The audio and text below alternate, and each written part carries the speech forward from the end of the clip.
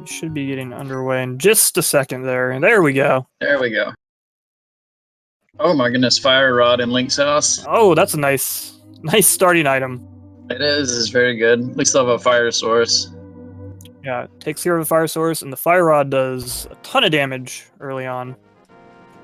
And having it in Link's house is nice because you can go up to Uncle here, like SuperNinTaylor and Ranubris are, and grab some magic. Like guard drop some magic, but there's a couple small pots next to the chest here, and that'll give them enough firepower to hopefully make it through escape. Yeah, just a few hearts on the tier 1 tree pool. So we got 3 players opting to do the Link's house to Uncle start, with Ekos being the lone sanctuary start. It seems to be like a pretty common distribution in the races I've commentated and watched. I think Mentos started in Sanctuary and stayed in Link's house. Because he's a little bit behind the other 2 there.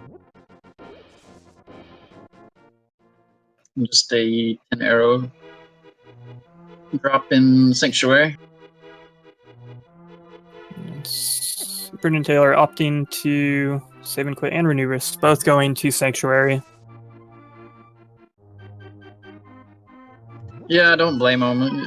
Fire Rod's a good weapon, but there's not a consistent source of magic drops. You could find yourself stuck. And there's a sword in the Thieves' Hideout. Dang, alright, so maybe it was a good call to skip out on escape, but the 3 fire rod shots could have been just enough.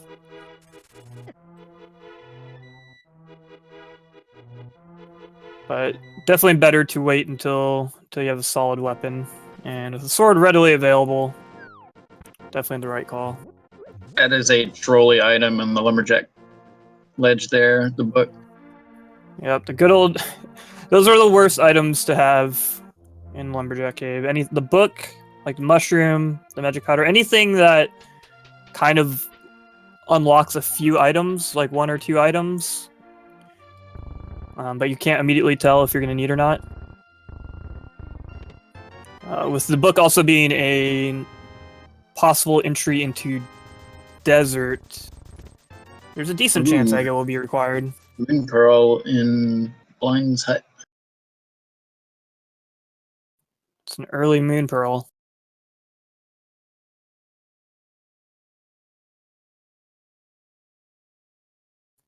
Have to see what other items I end up finding. Find like the cape and the lantern. This could definitely look like an Ega seed. Do not fret, folks. They are trying to sync up the runners here. Yeah, that's why mentosman looked a little bit behind because he was off sync, so we should have everybody synced back up now. 100 rupees for 20 from the bottle merchant. Looks like Mentos is going to skip out on Kakariko and go into the South Shore play. That's an interesting choice. The bomb shop right there, he can get enough bombs to get through the mini Moldorm cave. I don't know if I necessarily agree with this, though. It's super easy. It's way easier to check all of the stuff in Kakariko first, and then probably get a weapon to help out. There's way more items in Kakariko than just the 7 that you'd get from South Shore, plus 8, I guess, if you want to check the Ice Rod. The one benefit that some players used to do this quite a while ago is that you might find a bottle down here without one available in Kakariko, even though there is one that we know of in Blind's Hut. Because if you find a bottle down here and Sick Kid has something, this definitely ends up being the better routing. But not too many people do that anymore because the odds of that are just kind of not worth it. It's much better odds of finding a weapon in Kakariko that are going to make this easier. Yeah, and Kakariko was definitely the right play with the sword being on the Thieves' Hideout. But a couple bombs with that fire rod shot. Ooh. I don't know. That's pretty nice. That is pretty nice. Gloves and a hammer. And the cane of Samaria. Holy crap, what is that cave? Hype Cave version 2.0. That's the real hype cave. Dang, that means with that moon pearl in Blind's house, that's already Dark World access right there. That is, I think they'll be putting off Aghanim for quite some time. Definitely. Until they're backed against the wall and it's their only way to proceed. I don't see anyone rushing to do Aga. So actually, in a way, this routing could actually work out in mentosman's favor now, because he can go clear out Kakariko and then pop right over into the Dark World. Yeah, that'll be good for him. Still haven't gotten a map check yet.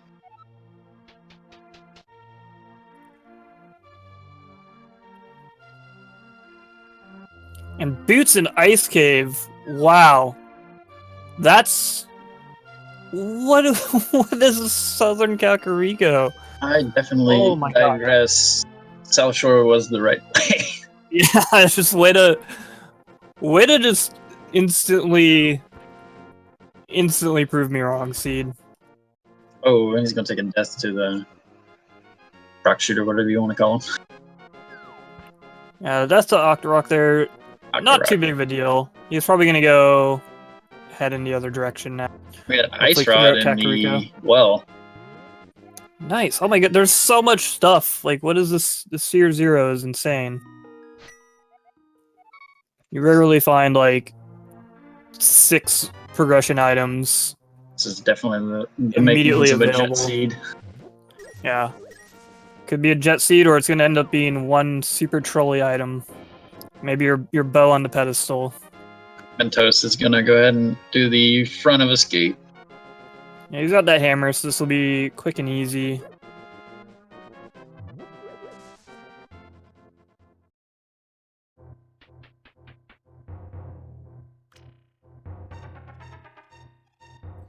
And those boots in Ice Cave, that's actually really, really big, because that long walk over there is a lot, like a check a lot of players aren't going to want to make.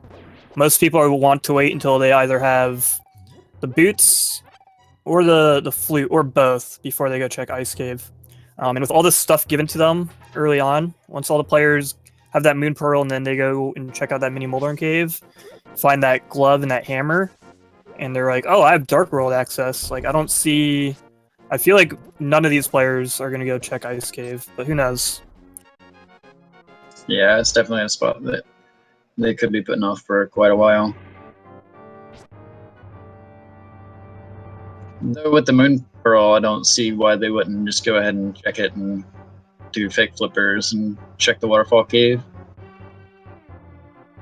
That is a possibility as well.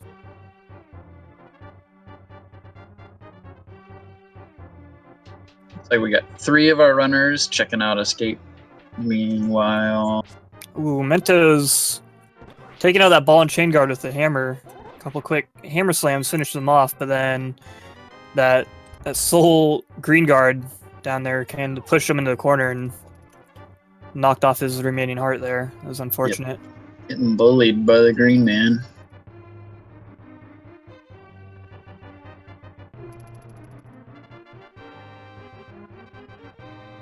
There's ether in the dam. Flooded ether.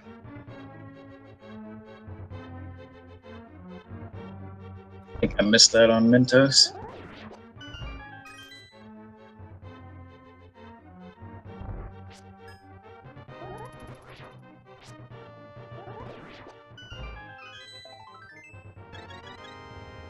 It'll be interesting to see if Ranubris goes to Ice Rod Cave or not. Yeah, he's our first of these other 3 players to head south. Ekos and SuperNin decided to go in and clear out Escape. Kind of all 3 players finishing up Escape there, while Ranubis opted to go south. He did just realize he has Dark World access, so let's see what he does. He's not going to save and quit. Yeah, he's not saving and quitting, so like I said, he might walk over there. Especially, as you pointed out, that Moon Pearl doesn't mean you can fake flipper up to the Waterfall Cave and check in a couple extra items. Mentos taking another death. That one was intentional, it looks like. Yeah, he was death warping back to the front so he could go in here and go through the dark sewers. Without a fire, or without the lantern, it is going to be quite dark. Yeah, so this is totally not required. It can sometimes pay off. He doesn't have the sword could either, s- so he's not going to check his location. Yeah, it's going to be a little hard to navigate. He does have a single fire rod shot if he can use that to hit a torch. That can help him Nubrist is navigate. going to pick up their boots. But Yeah, an yeah. interesting choice when he has that small key and the gloves and could approach this from the back, which tends to be a little bit quicker. Although then you'd have to hunt for that rat without a sword. Oh, so Renubis grabbing the boots there, but he's not doing the fake flipper. Still didn't pick up the Ether Medallion either. He, Oh, excuse me, that was Ekos' screen. I'm sorry.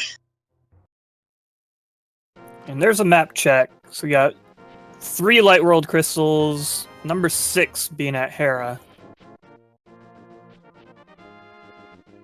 3 pendants in the Dark World kind of puts my pedestal hype to shame.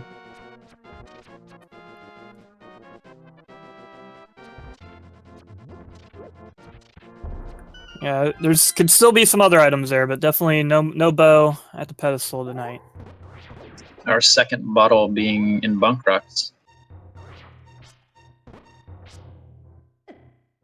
Full of some red Kool-Aid. Yeah, Mentos grabbing that second bottle. Now he's going to go up and do his Lost Woods and Kakariko clear that everyone else has already done. So SuperNin getting that Dark World access and then saving and quitting and taking this portal south of Link's house. That'll give him access to this quote-unquote hype cave over here. And we'll see where he decides to go from there. He could go left to the dig game and talk to Stumpy, or he might go right and head up to the Pyramid and Catfish. Or he might just save and quit again. Definitely has a lot of options with the hammer in tow. That's why I was kind of surprised that Renubis took that long path over to that long walk over to Ice Cave, because Ekos skipped out on it too. It's when you have that many options available to you, it can be really hard to take that minute out of your way. That usually results in just like a big 20 or some other garbage. Yeah, but it's definitely paying off for them. Boots are going to have a lot faster time traversing the overworld until they get the flute. Yeah, it definitely helps speed up the overworld movement a bit and could lead to something required when they get access to King's Tomb. Probably be required to get through Desert, which we already know is a crystal. I wouldn't be surprised to see Ennis Tower Big Key on the lamp also. I also wouldn't be surprised if that book in Egnon's Tower is going to be, or in the Lumberjack Cave is going to end up being required. Because the other access to Desert Palace is the flute, another glove upgrade, and the mirror away. But we need to find that lantern before Egnon's Tower becomes an option, as well as a cape or another sword upgrade.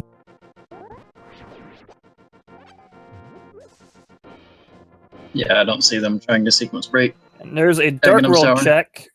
We have the other red crystal, number 5 at Skullwoods, green pendant at Thieves Town, and then Swamp Palace and Ice Palace are other pendants. At least Thieves Town has a green pendant this time.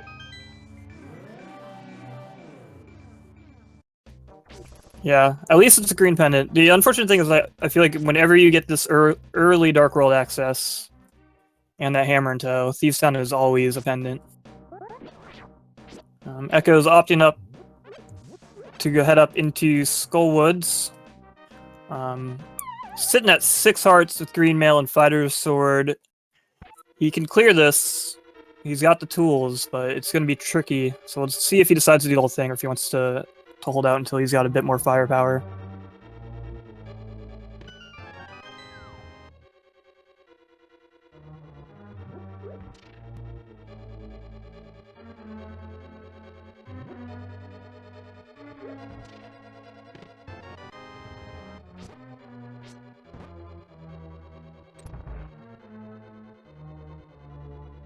SuperNin is going to use the fire rod to kind of light up the sewers here so you can see what he's doing. Definitely not a bad strat. Yeah, especially in that. And there is another sword upgrade, or I guess our first one after the fighter's sword. Ekos finding the master sword in Skull Woods. Yeah, using that fire rod in Dark Escape is definitely not a bad call. It helps you find this chest faster, and when you're hunting for that rat with the small key, you speed things up a little bit rather than swinging your sword blindly in the dark.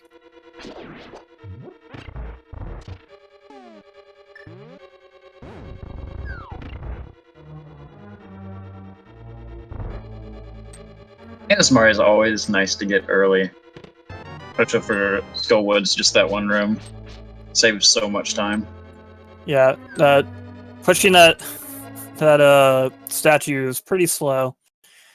And good on him on remembering. I know I often forget, and I see many players forget when they have the cane this early on. So you're generally not used to having it so early.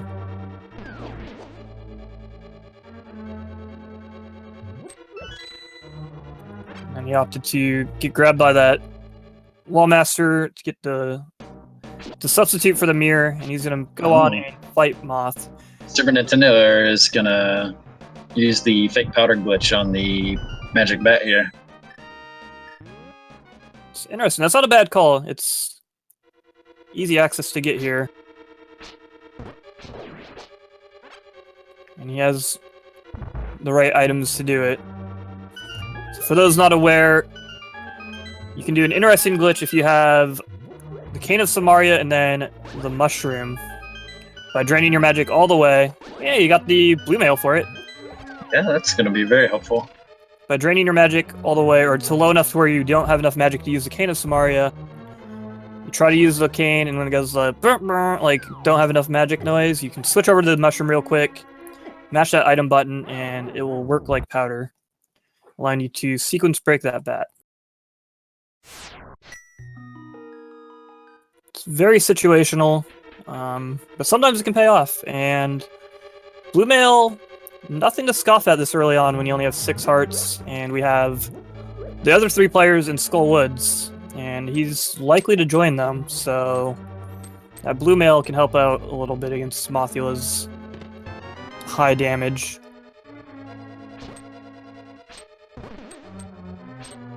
Like all 4 of the runners are gonna opt to go to Skull Woods. Let's see what, or I'm sorry, 3. See what SuperNinTaylor does.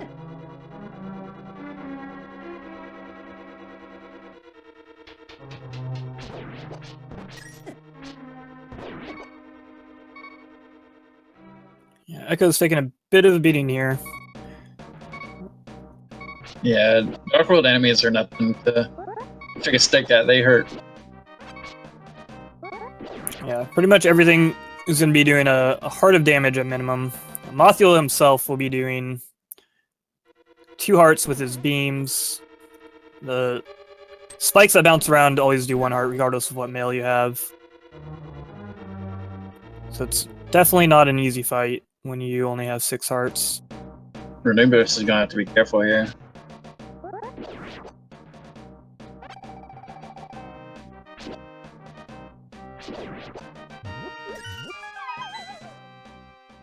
I'm not sure if he's gonna have enough magic power to through this room. No, you need...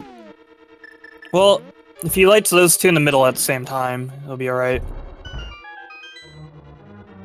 Oh no, it looks like he's just short. He doesn't have a green potion, just a red potion. That's unfortunate. Yeah, and he already grabbed all those little magic pots from the room before. So he's just he contemplated for a second whether he wanted to do it, and he's just gonna take that death there.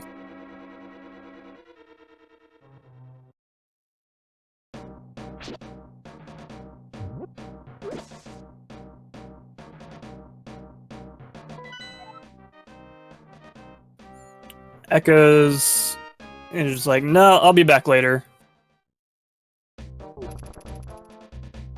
I think Mothula has the last item, doesn't he? He got the big key and went back and checked the big chest, but I didn't see what it was. Okay, so they do have both items out of Skull Woods, so Mothula just has dungeon item. Okay, so yeah. Oh yeah, it had a full heart, because Ekos has 7 now. So probably a good call. You can waste a lot of time trying to struggle with a kind of a low percent Mothula here. And knowing he's not going to hold anything vital to kind of searching around the rest of the seed, might as well come back later when he's more equipped. And we'll be able to beat him easier, make it more of a sure thing. Yeah, it's one of the least punishing dungeons for saving for later, or having a revisit at least. Yeah, you can rush right to the back real quickly. So you got Ranubis in the Mothula fight right there, having to use that or red potion rather. Inching him down with sword beams. This is when he gets stuck in the corners, particularly why this can be a really hard fight, because he can just get stuck in the corner indefinitely. Popping that second red potion.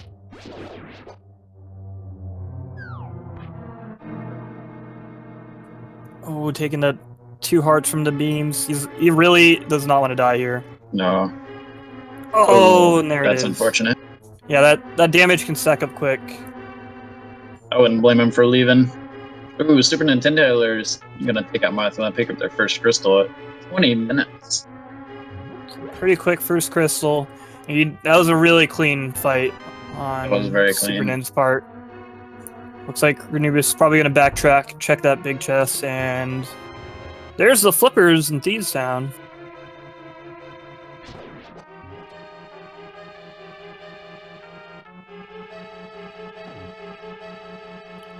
But I imagine Ranubis will check that big chest, find the full heart, and kind of decide to come back later as well. Or he's going to run... He's just going to skip out on it altogether.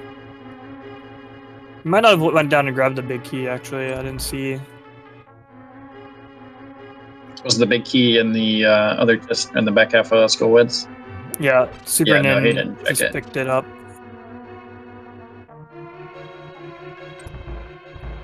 Well, either way, we know he's not going to be missing anything important for now. So he'll head into Green Pendant Thieves Town, which so far has already offered the flippers. With Ice Palace and Swamp Palace both being pendants, they may not be required, but since we found them, there's a decent chance they will be. We still don't know what Hobo holds, or the Waterfall Cave, or what's on Zora's Ledge for that matter. And as we've learned over the past few months, just because something's a pendant doesn't mean you're not going to go in. Just as Thieves Town is a pendant.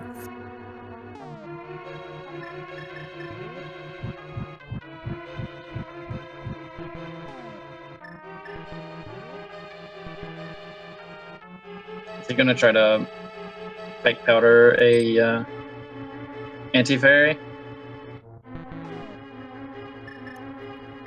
You could. That'd be a good use of this this fake powder glitch. Pretty tough. He says nuts to that.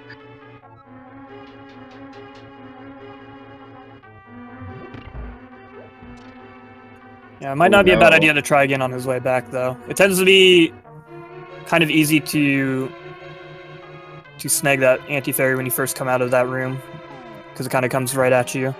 Mentos using hammer strats on Mothula. Yeah, there's a lamp in Thieves Town as well. See the fairly stacked Green Pendant Thieves Town. And the hammer on Mothula definitely can speed up that fight, doing the tempered sword damage if you can land it. Obviously, it's a bit more dangerous, but he did some good work there. Both Eastern and Turtle Rock being crystal dungeons, we know that the logic was intending you to at least go into Thieves Town and pick up the lantern.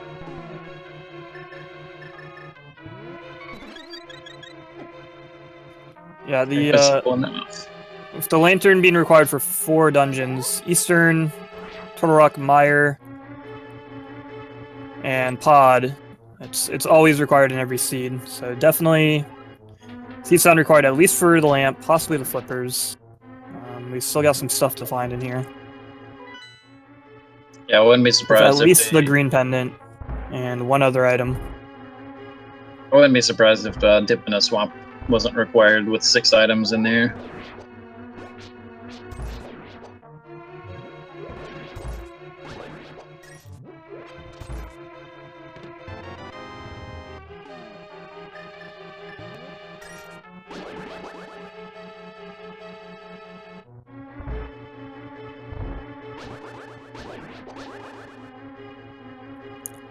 So Echo's about to check this big chest.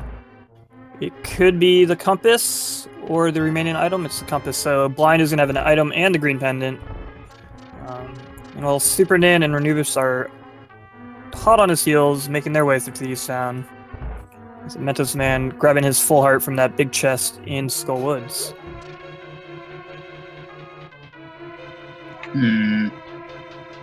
So where would you go from here? Would you go on up to Death Mountain? I would not go up to Death Mountain yet. Lantern obviously opens that up as a possibility, but without Hookshot or Mirror to help them get over that east side, it doesn't offer too much yet.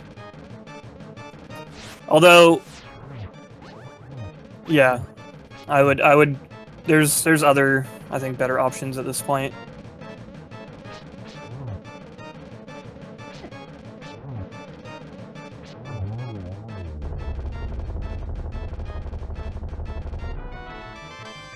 Like Blind just had some rupees on her.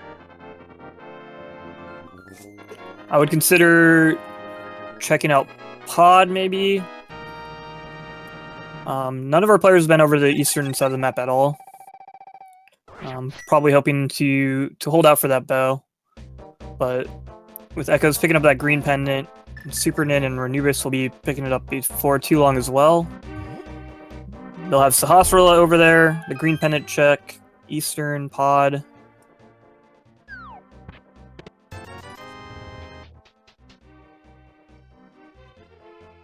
A lot of options. And there's still obviously that book sitting in Lumberjack Cave. Remember, you're gonna have to be careful here. Ooh. Getting sniped by Blind right there. Again, Blind is another boss that can be pretty tricky. You gotta keep in mind, these players have a low amount of health for Dark World dungeons. Most of Blind's attacks will do 1 heart of damage. With a couple, or with the laser doing 2, or the head's doing 2 hearts of damage, rather. Yeah, once you have 2 heads flying around shooting lasers at you and Blind floating around, it can get pretty hectic.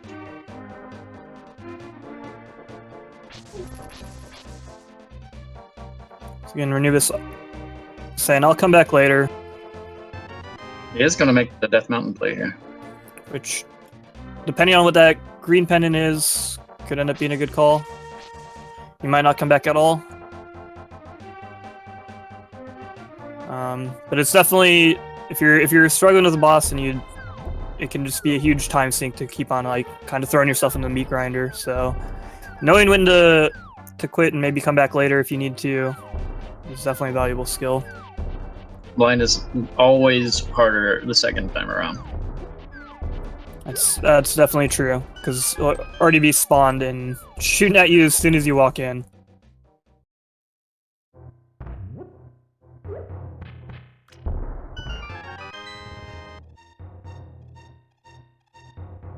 I missed what the old man gave.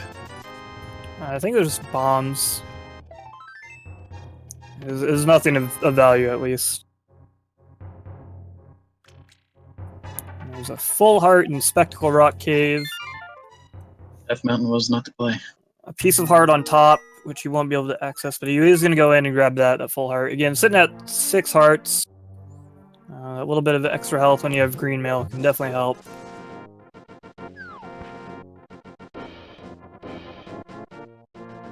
Yeah, so far SuperNinTaylor the only one picking up blue mail from the Magic Bat. Yeah, using that fake powder glitch to get the blue mail early. And depending on when and where powder is found, our other 3 players might not find a mail upgrade for some time. I do like this play by Ranubris, going ahead and picking up 2 fairies for safety. Yeah, especially if he's gonna go take that time to grab that full heart, you might as well drop down there. He's got the net 2 empty bottles. Taking the 15 seconds to grab 2 fairies, it's gonna save you a lot of time compared to dying.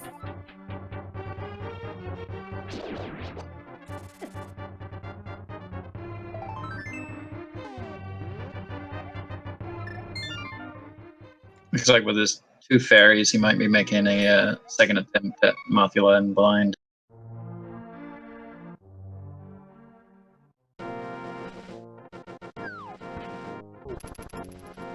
Yeah, it seems likely as he heads over to the Stark portal over here. Now we have Ekos heading over towards Sahashla. Gonna turn in that green pendant. See what else he's got in his vault here. If good old Uncle Sasrala's got the bow, this will be fantastic. But if not, he won't be clearing out these dungeons anytime soon. Oh, He's got the other mail upgrade. That's interesting. So the green pendant is the 1 mail upgrade. The other one is at the magic bat. Those are both kind of. And there's the flute. what is this item placement this match? Holy cow!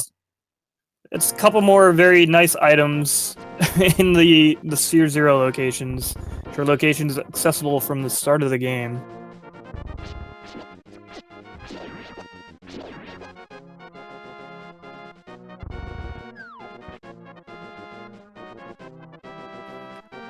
So that book in Agnem's tower is looking less and less appealing. Or not in his tower, but is in the Lumberjack Cave. Yeah, unless a item is hidden behind one of the tablets, I don't see them picking that up. But also, with Swamp Palace being a pendant, we might not find Mir. Mir is the other missing piece to get into desert. Well, and Mitts. Well, mitts are going to be required by logic. At least get into River Rock anyways. So they should be finding those.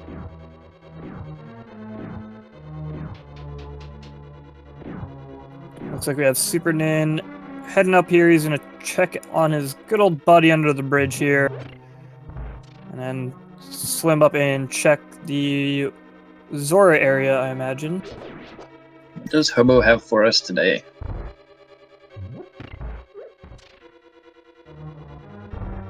It's life-saving. 20.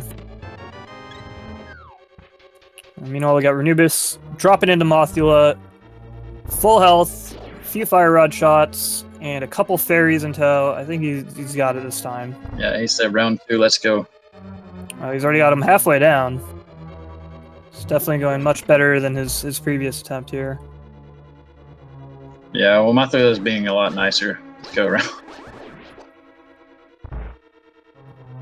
I think he's 2 slashes or a spin away.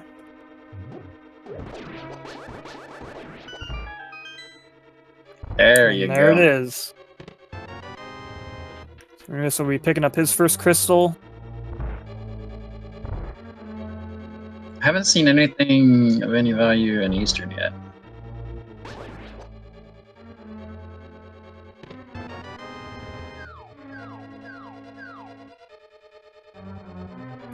SuperNin. Finally making his way over to the ice cave. Picking up his boots. Looks like he's going to do a little water walking here.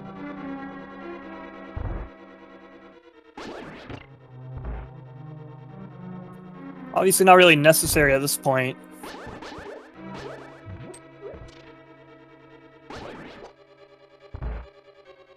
Do you forget that he has the flippers? Messed it up. I don't know.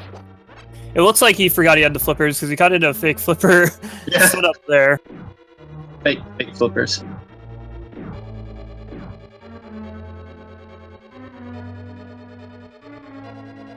which may have been why you kind of tried to set up for a water walk in that ice cave there by dashing near the pit. Yeah, there was nothing in Eastern.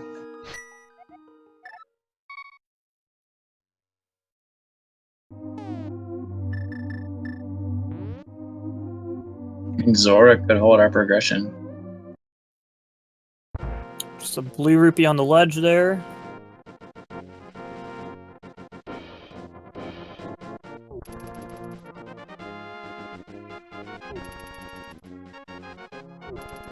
Mentosman grabbing his 2 red rupees from the waterfall fairy, throwing in a bottle, so he can get a random item in return. Just a little bit of love. Determined by the seed, and looked like a fairy. It's not a bad item. So the 2 special fairies, the one in the waterfall and the one in the pyramid fairy, you can throw in an empty bottle, and they will give you randomly an item that goes in the bottle. It's determined by the seed.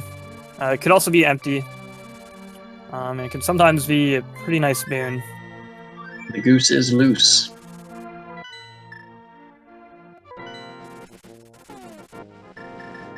Ekos activating that duck. I'm gonna go turn in this mushroom. Yeah, since he turned in the mushroom, we won't be seeing red mail on Ekos' screen for a while until he finds the powder.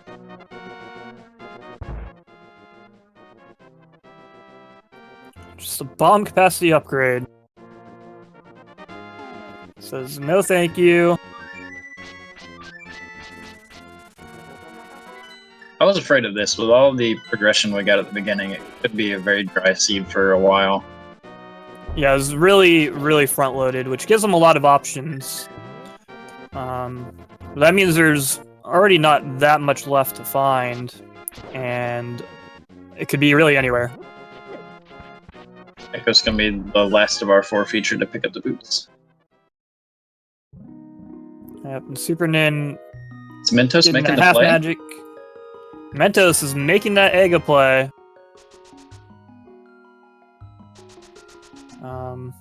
I like this. I don't know. I think, especially with the boots and the fire source, the gloves, like, desert is definitely 100% completable once you get that book.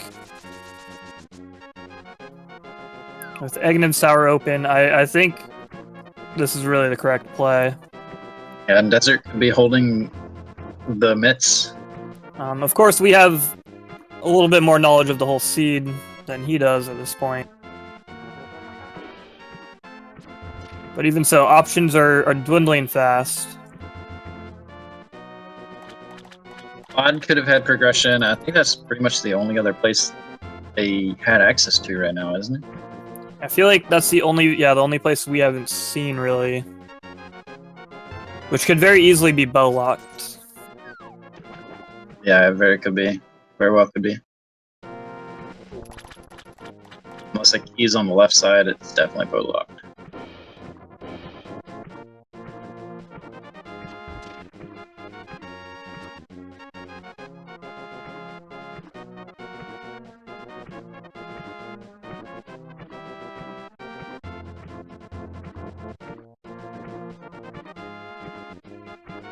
If Desert holds anything of any import, this will put Mentos way in the lead. Yeah, if they're being funneled to this book location in the Lumberjack Cave, and then ultimately to Desert, that's the big bottleneck of the seed, that will definitely give them a leg up, being the first one to make that move. As more and more of the map gets filled in for us, it's looking extremely likely at this point.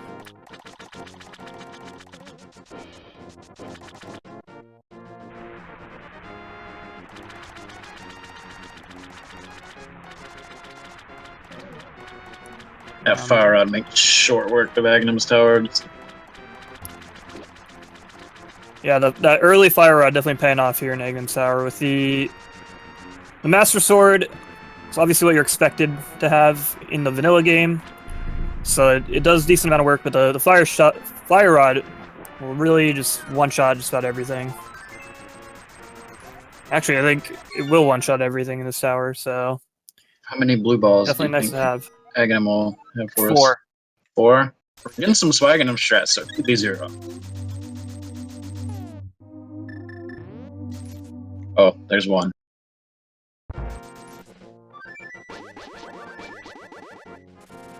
2. Why you always gonna be right sword?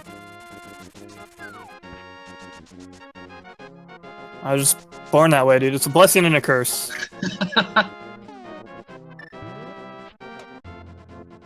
A scripted lightning shot. So our other 3 players kind of just clearing out portions of the map that we've seen other players I check think already. Ekos is going to pod. Yeah, Ekos heading that way. It's actually, this is the only real question mark left for us, I believe, until we get that book in Lumberjack. It would be the front of pod in, I think, Catfish. I'm not Pyramid sure and if Catfish, yeah. we did get Catfish. No, Pyramid and Catfish. I think someone checked Pyramid. I thought SuperNin did, but I don't remember seeing Catfish. Maybe we did see Pyramid. Yeah, it was just bombs, I remember. Yeah, but I don't remember a Catfish check or the front of pod. But we got mentosman and Ekos both heading up Catfish right now. Yeah, I got a little bit of a virtual high five going on. It's probably the best time to route this in for Mentos. I mean, just finish egging him. He's gonna have to save and quit to get back to the light world without that mirror. So I might as well go do this out of the way location real quick. I'm loving this 2-way diagonal sync we have. 2 in Eastern and 2 going to Catfish.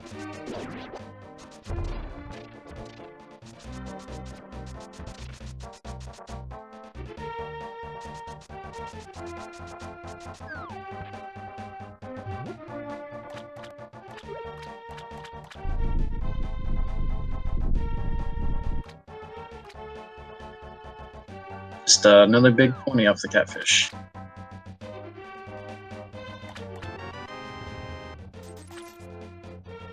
And just gonna go pick up the Book of Medora. Should be heading straight over to Desert after that. SuperNinTaylor and Ranubris are gonna finish up what they can do here in Eastern.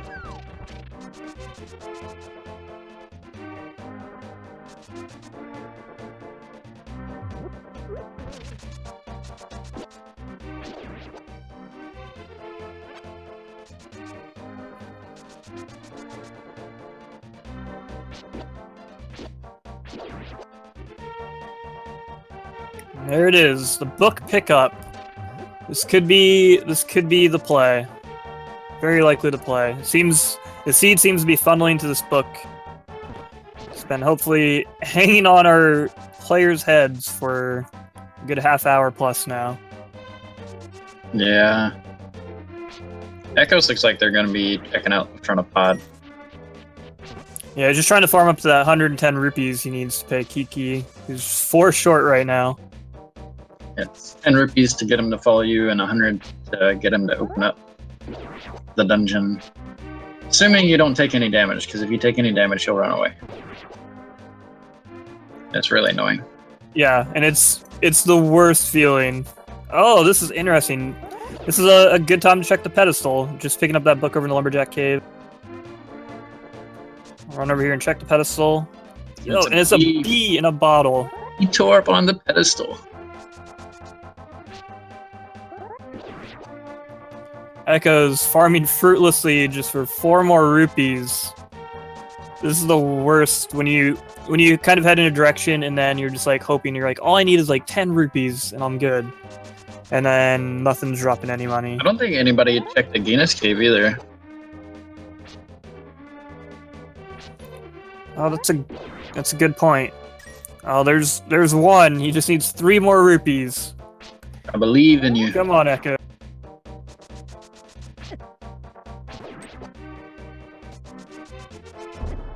All the Hinox. Looks like SuperNin is heading up to pod as well. He's got that red mail. He cleared out Thieves Town for the green pennant, which got netted him 1 mail, and then he did the fake powder glitch to get the other mail from the bat. This is the longest 3 rupee grind.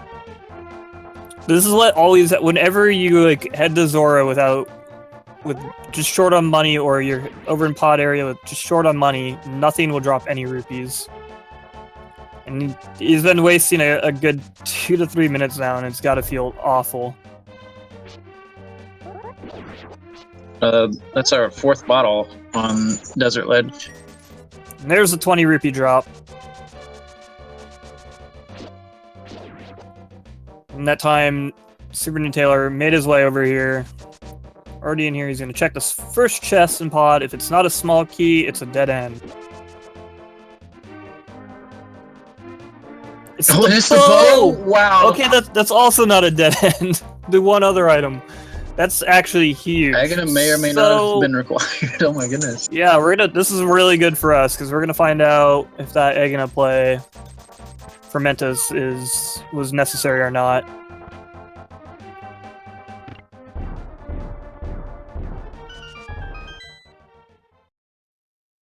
So yeah, if that small chest was anything other than a small key or the bow, pod would have been a dead end, but the bow will allow him to go to the right side, the bow lock side, and continue on through this dungeon. And with the hammer, they'll be able to complete it, and the lamp means it's all in logic, so there's a good chance that pod was actually the correct play here. Well, at the very least, Mentos will get a crystal out of it. Yeah, and as much as people like to avoid Aghanim, and as much as it can be kind of a time sink, mentosman could have saved himself a good deal of trouble from checking all these locations that everyone else has checked. A lot of people exhausted. The other 3 runners pretty much are exhausting all other options. And unfortunately, heading to pod last, which seemed to be the correct one. Len Mullis are going to be holding our last item. In reality, even if Aghanim wasn't required, he probably didn't waste that much time, assuming he can avoid checking every single thing.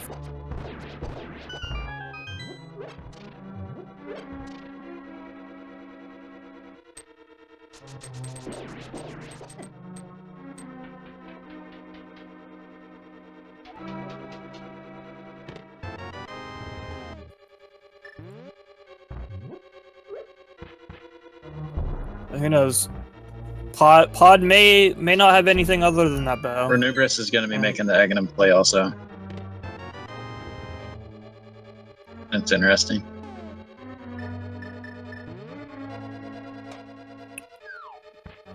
Yeah, it is.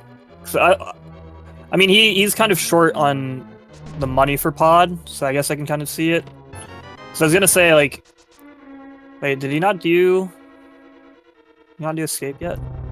He must not have. I was gonna say at this point it's almost worth exhausting your options. If like after a while, if you've like checked almost everywhere you can before doing Aghanim, you might as well do everything you can. But I didn't realize that he hadn't done escape yet. Oh, not that he's gonna find much of interest. Mentos almost got that quick kill on Landmos with Fire Rod.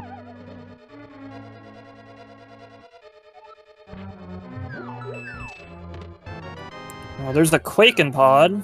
We got a bow and Quake so far. What do you have for us, Lamola? Oh, red rupee. Ouch.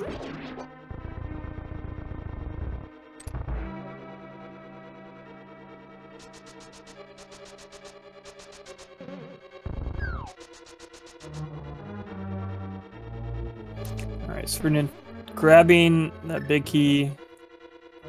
See what's in the dark maze. Guess you picked up a Bombus too? I didn't see that one. I missed it as well.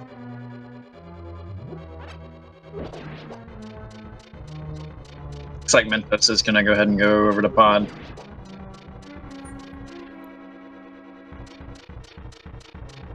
Yeah, I think at this point it makes a lot of sense. will be rewarded with that bow and a couple medallions, it looks like. And There's the the Titan's Titan's mitts. mitts. Pod was just full of goodies. So yeah, Pod having the bow, 2 medallions, and the Titan's mitts. It's a lot of good stuff. 4 out of 5 possibly progressive items. Which opens up Ice Palace for us, and as of right now, nothing else really. Because they have no way Ice to Palace get over and to. Meyer. Oh yeah, and Meyer, right? So yeah, Meyer seems like the obvious play here. I don't know what the 5th item was.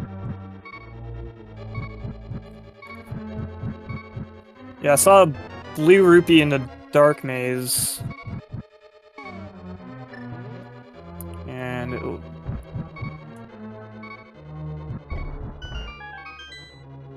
there's the blue rupee, I think. So there's a bow, 2 medallions, a blue rupee, and the Titan's mitts. And then the map on Helmasaur. Ekos gonna take the Death Orb back to the right side quicker. Or the front side.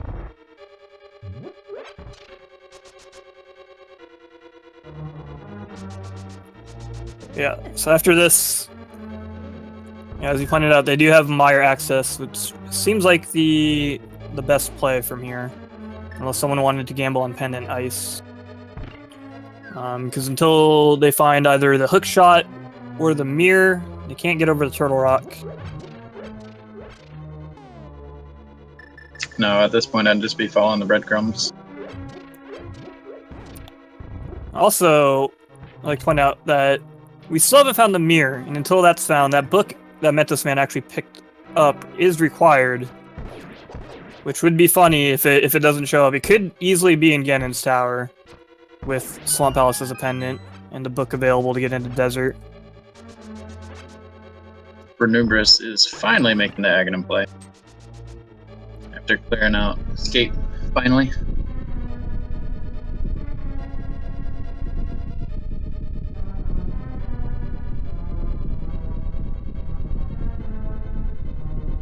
Meanwhile, SuperNinTaylor picking up their 2nd crystal.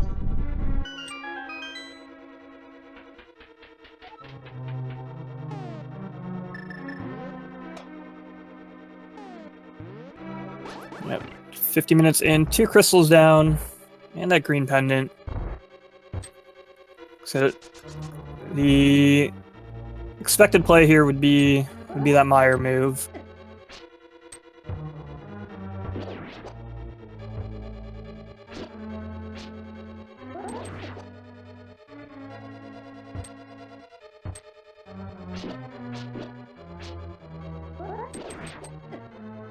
Oh, actually, there's Eastern too. I forgot about that. Because they just got the bow and pod, of course. Duh. So pick up his 3rd crystal here.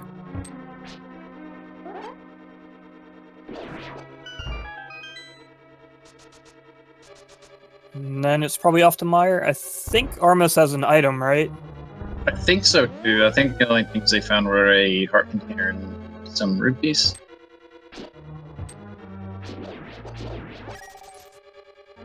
So that would leave Armos with the last item.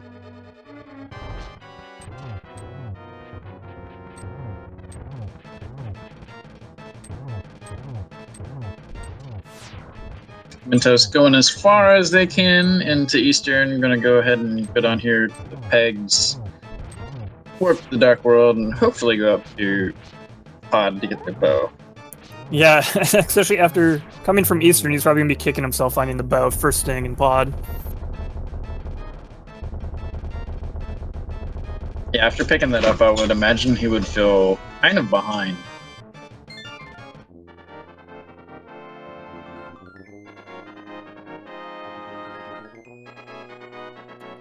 But without the mirror, meaning you can't just mirror over from pod to eastern. It makes a bit of sense to check eastern first. It's just a bit of an unfortunate circumstance.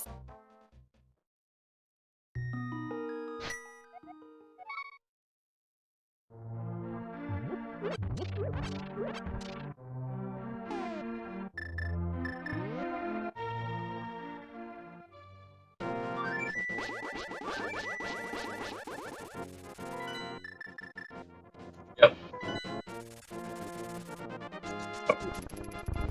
Spoke too soon. I thought Ekos was fluting to 6. I forgot he didn't check. He didn't clear eastern yet. He's following in SuperNin's footsteps here. He's gonna go clear eastern for his 3rd crystal. Or Yeah, second, there's the because he last hasn't finished Skullwoods. Another big 20 off the Armos things.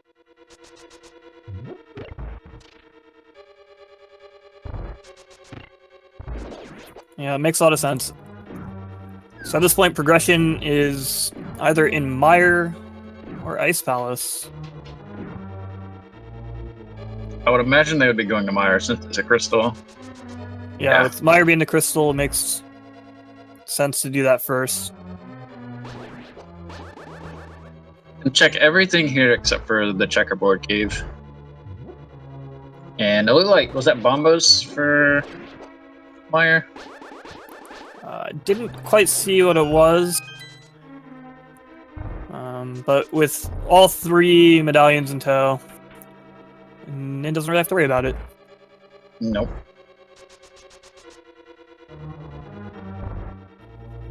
Oh yeah, I forgot. Thanks, Colin's Box pointing out in chat that Smiths and that whole area, the Purple Chest and Peg Cave, have opened up with those mitts. So those are probably worth checking out before dipping Independent Ice as well. Yeah. But with Mire open and being a crystal, seems like the place you want to head to first. So you're going to be going here either way.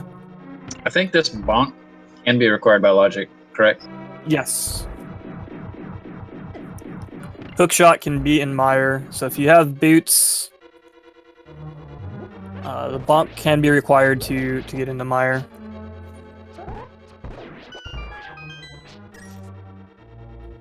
All because of that kind of fairy recovery pit stop before the Gauntlet in Ganon's Tower, where that kind of mid-dash turn into a bonk is shown to be like an intended gameplay mechanic. So therefore, the other locations where that can be used in Randomizer, there's the Magic Powder, which Nina's already did fake Powder, so he knows the bat is just a male upgrade that he already has. It'll at least be a nice safety item to have. Yeah, Ganon's Tower demonstrating that turn into a bonk is a weird gameplay mechanic that the developers knew about. And therefore can be required to get into Mire or that first chest in Hookshot Cave. That one chest on the spikes, though, is not required by logic. Because he doesn't have any invincibility item.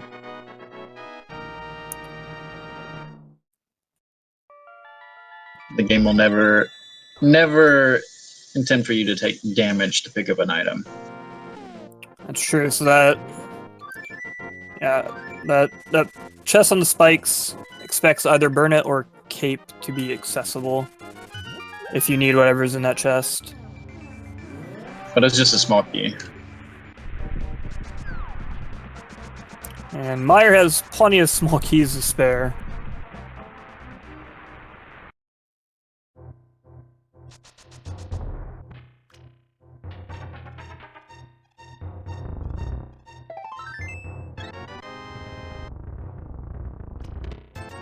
Still need only one more item out of Mire. It only has 2 in total. Saw the powder being 1. And unfortunately, Mire is like something like 8 chests and the boss drop 8 locations altogether. but a lot of them just end up being small keys and dungeon items. Only 2 actual items, and it's kind of a pain to check, especially if that early big key. It can be really tempting to do what Taylor has done here and kind of check the easy, quick stuff, skipping out on that vanilla big key location in like the east side or the west side of the dungeon. And Yeah, you hoping that gotta clear Vitreous it has the other anyways. item. So I can agree with this. May as well take a chance and see if Atreus has the last item. Yeah, a lot of players like to avoid doing that vanilla big key location if they can, because of the long wait you have to do after you light those torches for the wall to move in the next room. I think it's 14 seconds.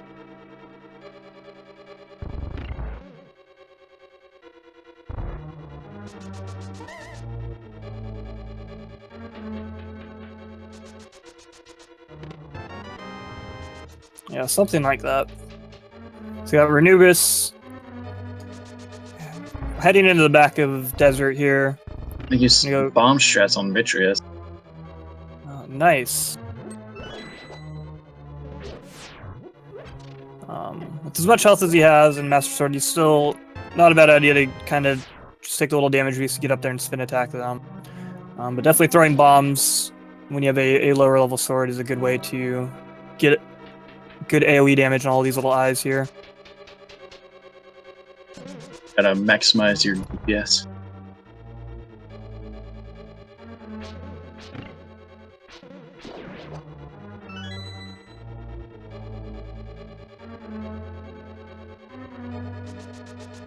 So mentosman and ranubris are making the same plays, and SuperNin and Ekos are doing the same thing. And the single arrow? Is that what that was on Vitreous? That was a small key. That was a small key? Yeah, so last item. Oh, I think I saw the arrow stuck in the wall for a second and was confused. Alright. So the last item is still on that west side in Mire there. SuperNinTaylor is going to have to head back in and go check that side. So ultimately, heading to Vitreous is going to cost him more time than just checking, which is what Ekos is doing. So that's going to save him a bit of time over SuperNin's clear here. Meanwhile, Mentos finishing off Helmasaur King, and Ranubris just finished off Lambos, getting his second item from Desert. Mentos and Ranubris getting that book out of the Lumberjack Cave, which at this point could still be required until we find that mirror. So I think. Oh no, we already checked what the pedestal was. It was just a B.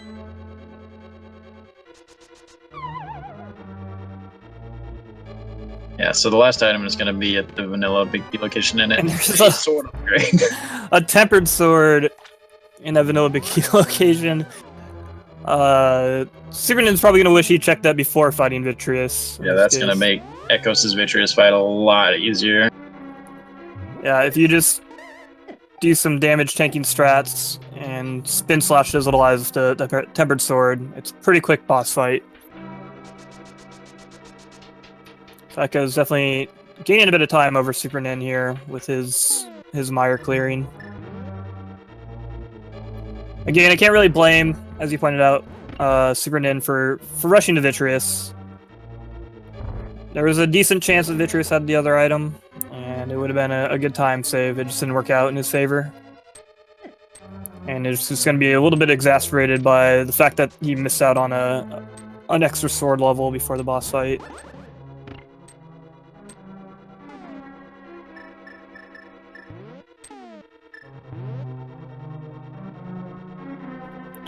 So I think play here would be to go into Ice Palace and hope for a hook shot. Looks like that's what he's thinking about. Yeah. He's got 2 options. He could go into Ice Palace, Pendant Ice Palace, which tends to have something. It is a dungeon, He's gonna check. Oh, looks like he's gonna overworld make the Ega locations. play. Oh goodness. That's actually the third option. I kind of forgot that he needs to consider since he doesn't have the knowledge we do. So it's kind of between this, going to Pendant Ice Palace without a hook shot, or doing the Blacksmith, Peg Cave, Purple Chest Chain, that whole stuff without the mirror, which is kind of an inconvenience. Again, we haven't found that mirror yet, so this Ega might be required to get into the Crystal Desert Palace, even though Desert Palace itself didn't really have anything of value. He still can't check Ether Tablet either. No hook shot to get to the right side of Death Mountain and no mirror. Ooh, Ekos taking a lot of damage in that Vitreous fight and getting kind of sitting in the corner trying to beat away those little eyeballs, and unfortunately got bodied by one. They do a lot of damage with body contact damage.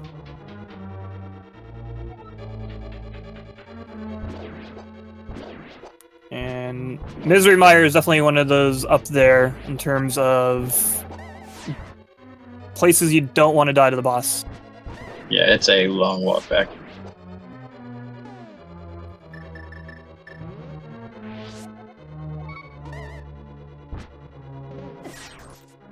So with Super Nin doing Aghanim here, this will give Mentos a little bit of time to catch back up.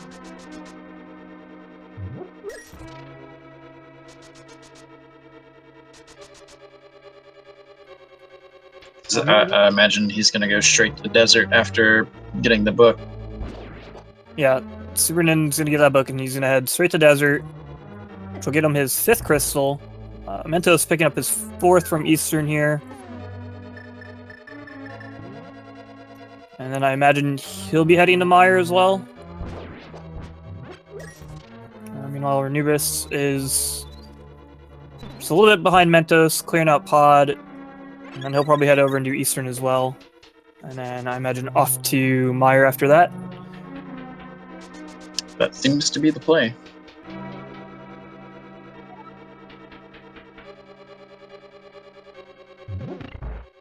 I think everybody else will be making a short trip to Hecorigo to check that powder location. But that may also prompt them to check the overworld locations. Yeah, that's another good point. Since SuperNinTaylor did the fake powder glitch early on and got the mail upgrade from the bat already, that was slightly less incentive to head over and check out the Smith location. For the other players, once with those Titan Mitts in hands, they can head over there in a dark world, grab the Frogsmith, save and quit, take him home, and check the bat, and kind of make that trip a little more worthwhile for them. I don't think we got Hammerpeg Kid checked either. Nope. So when you add that in, it's not that bad to be able to check those 3 items pretty quickly. So we might see Ekos do that before he decides to set up Aghanim's tower. Which is kind of what I'm hoping for. I want to see a little more divergence here. Yeah, so far we had a little bit of divergence, but it looks like they're all coming full circle around Mire and Eastern. Yeah, as you find out, Mentos and Ranubris kind of went on a similar path, as did Ekos and SuperNinTaylor. Ooh, Ekos going down again in that Vitreous fight. He picked up a fairy on the way. It was in the Wizard Broom. Yeah, it's good call. There's a couple bunny beams and anti-fair there that you can powder with empty bottles in the net. Definitely makes this fight a little bit safer here.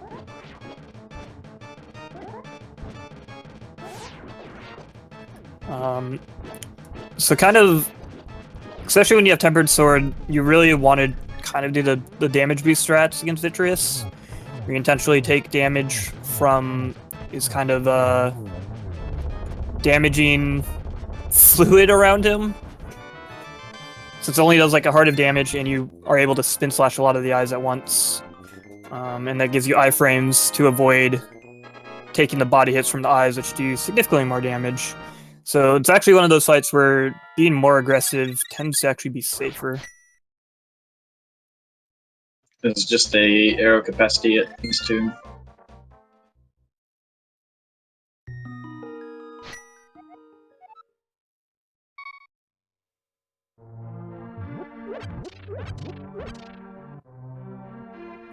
Alright, Ekos finishing off Vitreous.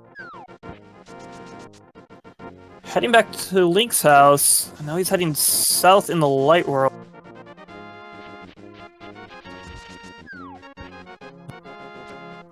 Is he heading to Ice Palace? It's the only He's thing I going can to Ice imagine. Palace.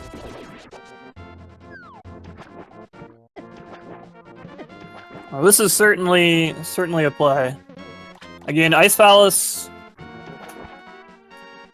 Pendant Ice Palace in particular, it always seems it's something a lot of players want to avoid, but it seems to have stuff pretty often. Depending on what this has, this could be huge. Yeah, Ice Palace with only 3 items and a probably the slowest dungeon to full clear. I mean, at least up there with Turtle Rock, which offers 5 items. So definitely a dungeon players would like to avoid. But I think with this all could the be like Mento's early Aghanim play. If there's, depending on what's here, this could be big. I think with all the backtracking you have to do in Ice Palace, it makes it about the same time length to full clear as Turtle Rock. Yeah, it's like I said, it's pretty much in terms of time scale per items, it's definitely the slowest.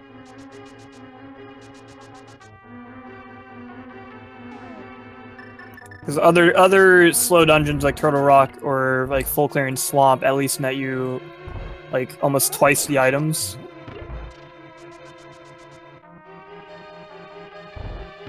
If he pulls a mirror out of here, he will never do Aghanim.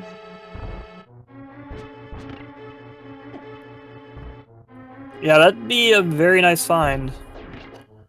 But the hook shot is the big item that's missing right now. Like I said, I'd be surprised if Aghanim's not required. I feel like Mirror is going to be in Ganon's tower.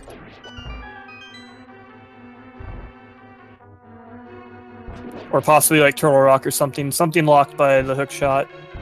If he finds hook shot here, that would be amazing. That would be huge. It would open up so much for him. But like you said, Mirror would be big too. That would give him access to Turtle Rock. So either item would get him up to Turtle Rock.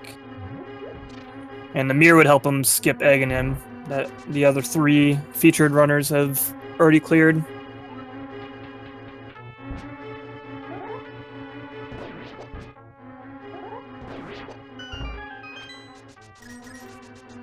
Alright, and he's starting to get to the meat there. He's got that small key in the first chest, which means he can go right here, which makes full clearing this a lot faster. You really want a small key in either that first chest or the one to the left downstairs before you have to drop into the big chest room. Being able to go right here makes it a lot quicker. And you know he's going to be at least... He's going to be clearing up until he can leave, I guess, so he didn't set up for the bomb jump either.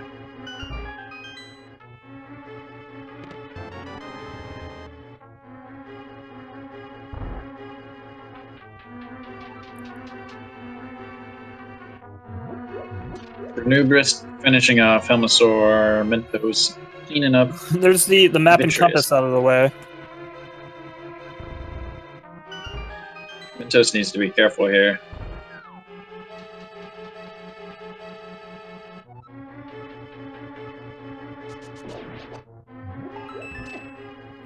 Yeah, taking it slow and steady, just knocking him away with the sword there. Playing it safe, taking down Vitreous, and getting the crystal pretty much in sync as SuperNin took out the Light World version over there in the Desert Palace. So they are tied 5 crystals to 5 crystals. Yep, with SuperNin having having that green pendant, though. Cleared a little bit more. Mentos did do all of these sound other than blind himself, which had an item of little value, and then the green pendant, which led to a mail upgrade. So if he can avoid going back in there to check those, he could save a little bit of time. And it looks like he's gonna head to Ice Palace, which is probably the better play than going in just to clear blind. And again, those smiths are in that whole chain without the mirrors. Always kind of a pain.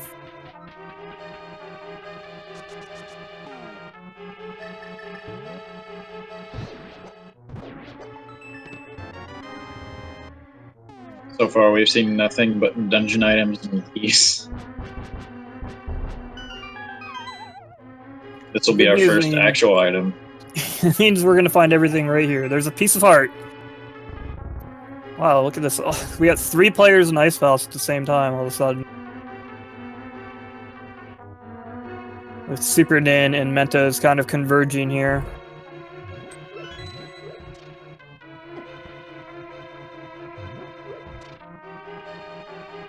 So Ekos kind of one step ahead in this Ice Palace clear. But a little bit behind without that book or that Mothula kill.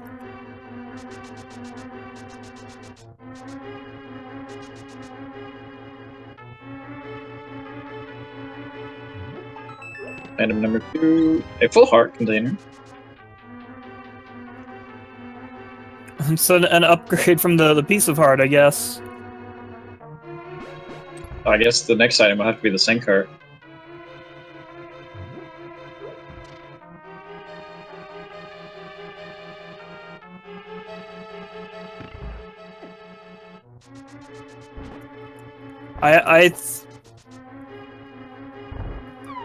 I'm feeling hook shot on Cold Stare. Because interesting thing to note here is, as you pointed out earlier, the seed never forces you to take damage, which meant going through that spike room earlier was completely unnecessary. But, or like, it was not in the logic, but it was completely unnecessary, as all it really gave out was the compass and the map. And then that early key made this clearable without the hook shot, so I think Cold Stare can have it. Cold Stare can have the hook shot or the shovel. Or the mirror. We will be finding out very shortly. With a super sword and half magic, this will be a quick Cold Stare fight.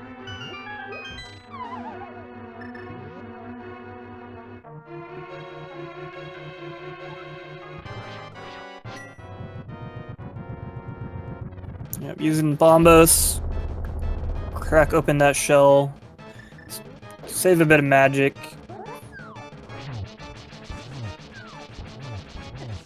It doesn't take that much more time. And easy peasy. There's the hook shot. You're a wizard, Swerb.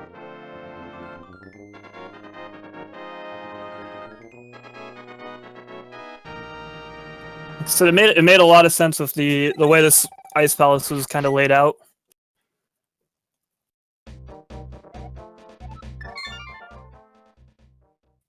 Because the stuff you get given early on can determine whether, because logically, if you have to go through, like, if you have to use bomb jumps or anything like that to like full clear it, which could happen if it forces you through that jelly room, the hookshot room. But given the way this was laid out, it seemed to be screaming hookshot. So correct me if I'm wrong. Hookshot is go mode, right?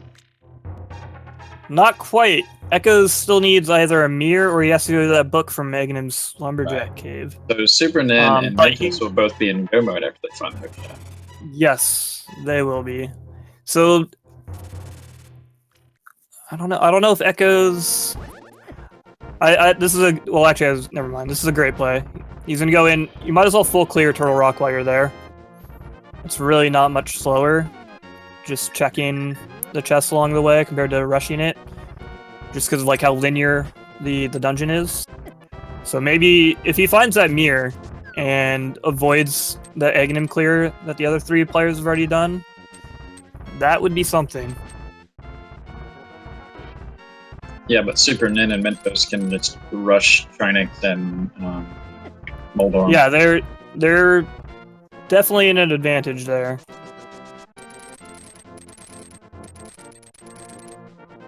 So yeah, as you pointed out, once they have that hook shot, that'll give them access up to Turtle Rock. With the 3 medallions, they already know they can get inside. And then they'll have access to Turtle Rock as well. Or not Tower of Hera. So I think for them, they'll do Hera first. Right. Yeah. Because without that mirror, they won't be able to get back. So they can go do Hera, run over to Turtle Rock, and then enter Ganon's Tower.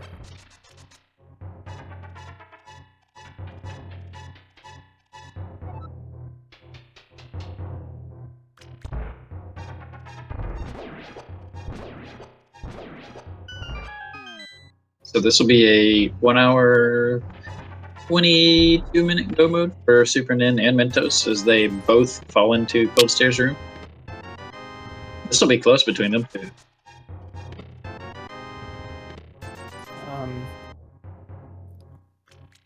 I see. Talk about Ega in chat. Can't be slower than full clearing at Turtle Rock. Actually, so the thing is, you're not comparing Ega to full clearing Turtle Rock. You're comparing the time difference between go moding Turtle Rock and full clearing Turtle Rock, which is very minimal usually. So the difference, like even with a perfect Turtle Rock where you get all the keys you need and you can skip Laser Bridge, the difference between go moding it and like full clearing it is like a minute probably at the most. Whereas Ega is going to take a few minutes at the least. So if Mir is in Turtle Rock or Hera, Ekos could save a bit of time.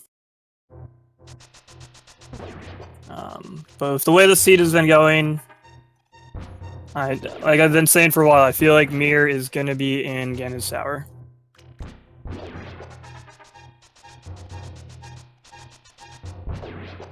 Yeah, and he's going to be checking the overall locations on Death Mountain. Yeah, that's a good point. At that point, it's probably a bit of a toss-up there. At that point, yeah, probably doing Ega might be the better call. Just because it's the guarantee.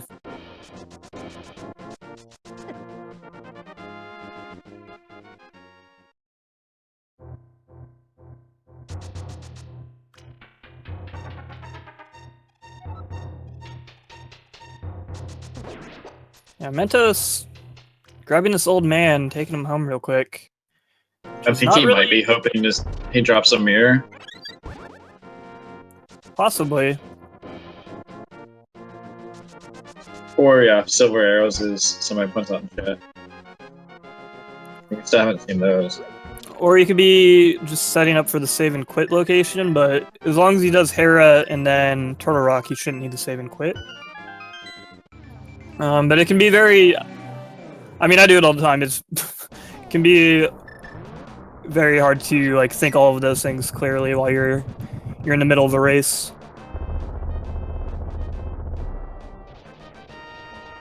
Oh, I thought that was Silver's for a second. I got very excited for Nin.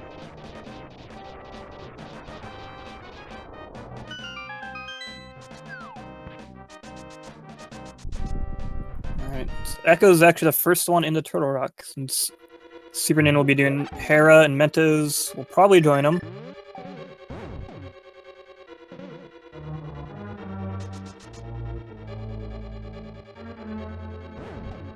We're going to the basement.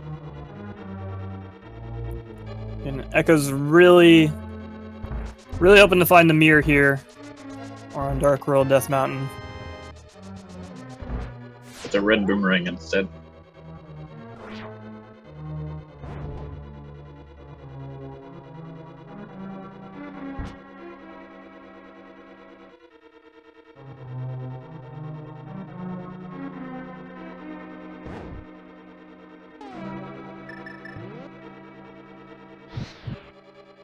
I definitely see SuperNin and Mentos picking up any chest that's on the way, but not going out of their way to pick up anything.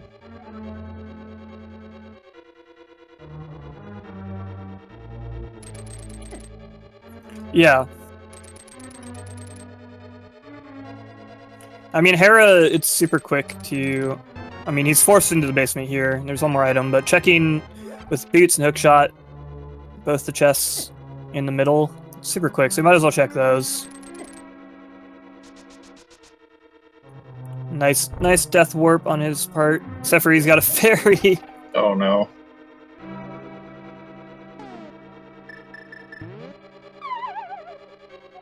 At this point, I think it's quicker to walk out with red mail. Yeah, red mail, those Stalfos do piddly damage.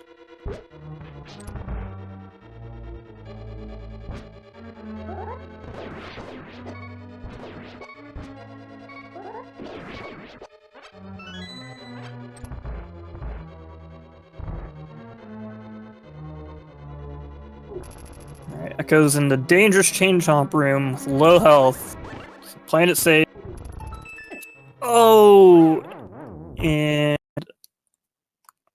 unfortunately, iframe's running out while he's right on top of that chain chomp, but he's got a fairy. There's Spooky.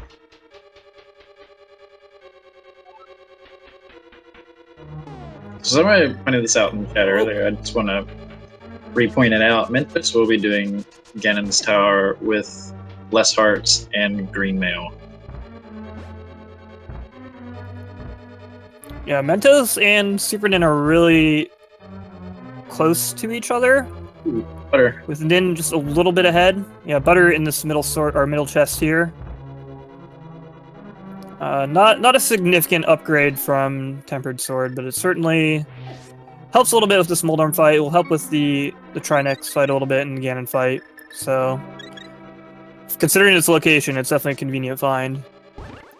But yeah, Mentos is only just behind SuperNin here, but he's definitely less equipped. SuperNin's cleared more of the seed overall. Trolldorm trolling.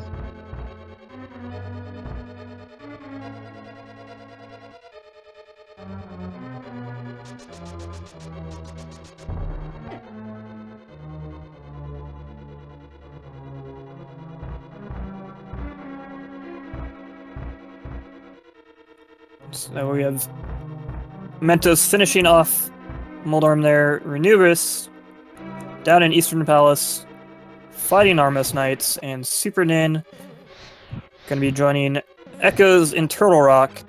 But of course, Ekos still praying for that mirror in Turtle Rock. Otherwise, he's going to have to go do Aghanim to get that book to get that desert access. SuperNin tried to catch the fairy in the bonk rock there, but it just flew away off the screen. It was pretty sad. Interesting thing to note is, actually, I think that I was talking about the perfect go mode Turtle Rock earlier. This Turtle Rock was definitely key heavy early on, and looks like SuperNin will be able to avoid doing the laser bridge at all. So unless he's hoping to find silvers, you can just skip checking those 4 chests.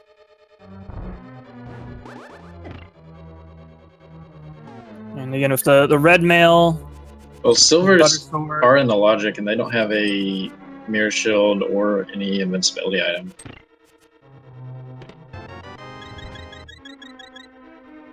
That's true, but once they get Ganon Tower access, they're pretty much guaranteed to have access to one of those. So it's very possible the silvers could be in that laser bridge. It just would require a Turtle Rock double dip. That's true. But with Gold Sword and Red Mail already, I don't think it's necessarily worth going out of your way. But it is 4 items, so it's one of those things where if silvers is in one of those chests, it's worth it, but there's a good chance they're not there, so I think it's just better to skip it. But we're about to find out.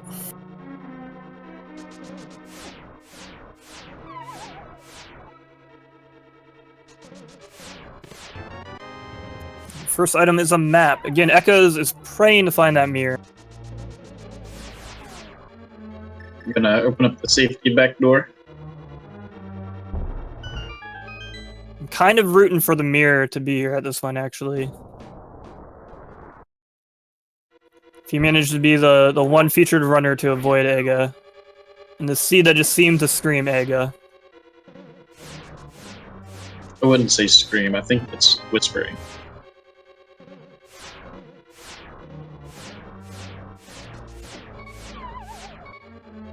SuperNin forgetting to push the block. Spawn the chest there, there you go.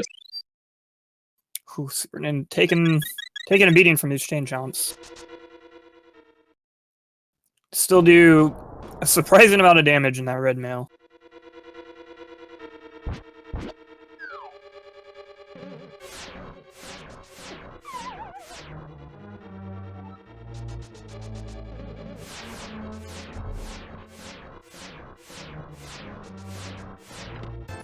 Blue Rupee's got one shot left. Could be the compass. It's 50-50 at this point. And it's the compass. Well, at the very least, he can go kill a Trinex, get that last item. Maybe that will be mirror. Well, as long as SuperNin and Mentos both go mode it, we know they won't be missing out on anything at least. Yeah, definitely not. It was a small key. And the map and compass, and then a blue rupee. So, really just a terrible laser bridge.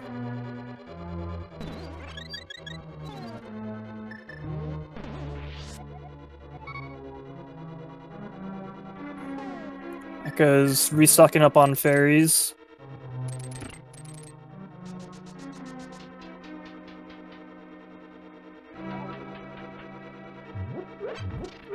Anubis making his way through Ice Palace. So he's not too off from finding his hook shot and his go mode. And then he'll just have to go join SuperNin and Mentos and everybody else actually up in Turtle Rock and Tower of Hera.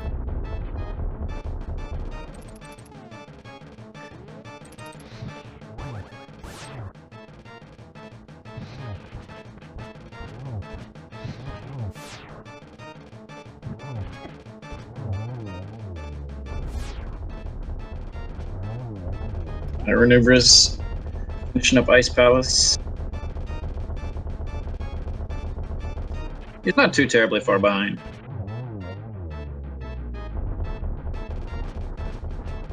No, not at all. This is actually... Everyone's kind of within a reasonable pace of each other. It's 50 rubies off Charmnix.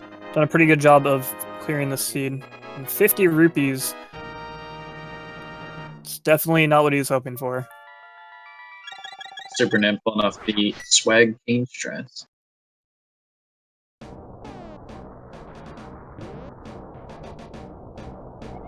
So if you were Ekos at this point, would you do your overworld locations, hope for a mirror, or would you go and do Aghanim? Looks like he's going to check the overworld first.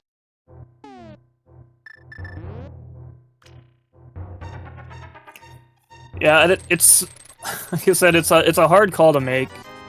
Especially, I know personally, I'm definitely one of those that gets into like the gambler's fallacy, kind of like a sunk cost mindset.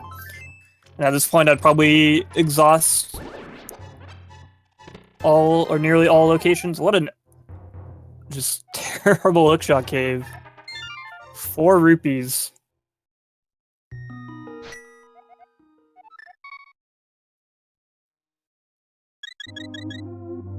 Save and quit the sanctuary. Yeah, it looks like he's gonna check some more stuff before doing Aghanim. Yeah, he is boycotting Aghanim hard.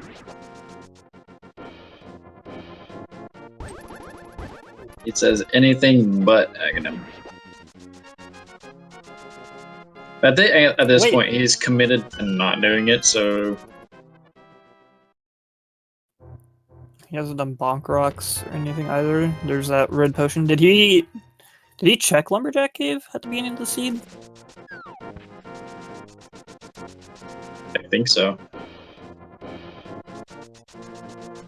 feel like he probably did. I feel like everyone did, but I'm not totally sure. A lot of, like I said, a lot of players, well, a fair amount of players will. Oh, and then we got SuperNin going into Ganon's tower. Totally forgot that was the next step in his run. And there's the big key. And just number one. So if you guessed one, you are correct. If you guessed one, you win. Still gonna need to pick up at least one small key. Yeah, it should be right here on the lantern anyways.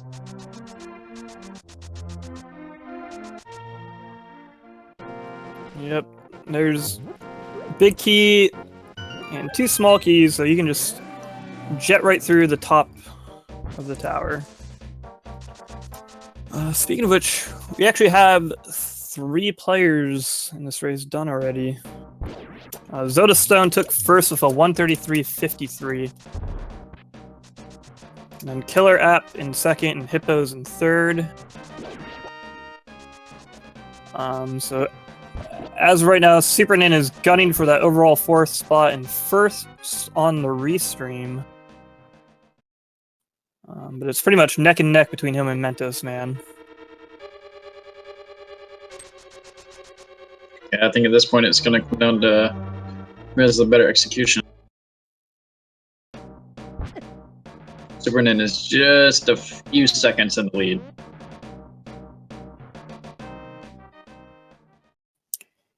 Ranubris about to pick up their hook shot. SuperNin's sitting at 2 more hearts and 2 mail upgrades. With that red mail, Mento's still sporting a nice green. Means he's going to be taking a lot more damage, which is going to give SuperNin a bit of an advantage. I think overall SuperNin just got the stronger execution, and he just cleared more of the seed compared to Mentos. But Mentos, early Aghanim call, being the first of our runners on the restream here to do Aghanim for that book. Mentos is going to have to be really careful here. Down to 2 hearts. Yeah, 2 hearts, green mail. He does have, I saw he has at least 1 fairy, and he can stock up on more here in a second. 10 hearts, green mail again in his tower. Probably a good idea to stay fully stocked up on fairies. Ekos finally having round 2 with Mothula here. About almost exactly an hour later. Has a much better time with him this time. Yeah, they double health. Definitely making it a lot easier to double magic the fire rod, making quick work. He's gonna get himself that 5th crystal.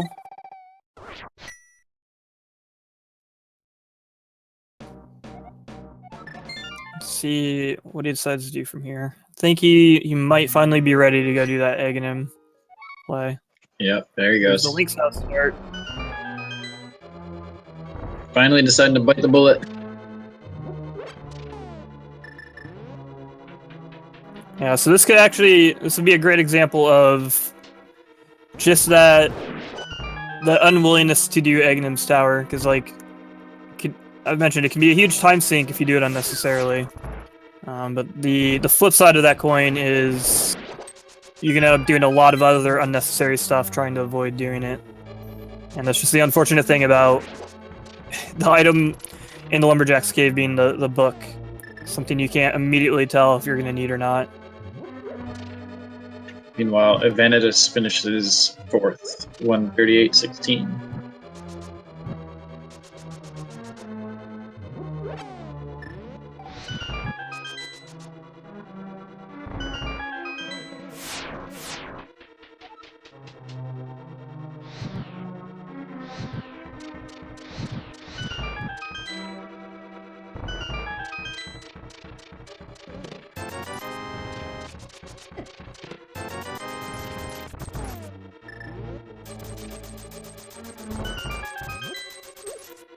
We got SuperNinTaylor about to head into the Moldorm 2 fight.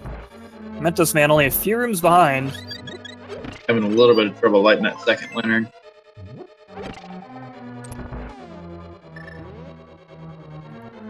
No, Ranubis clearing out Hera. I'll get him Oh, his 6 goodness. crystal, and then he can run over, do Turtle Rock,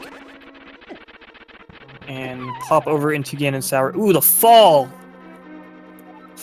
Fall from on Moldorm 2 on Super Nin's screen. That'd be huge. Definitely closing up the gap there.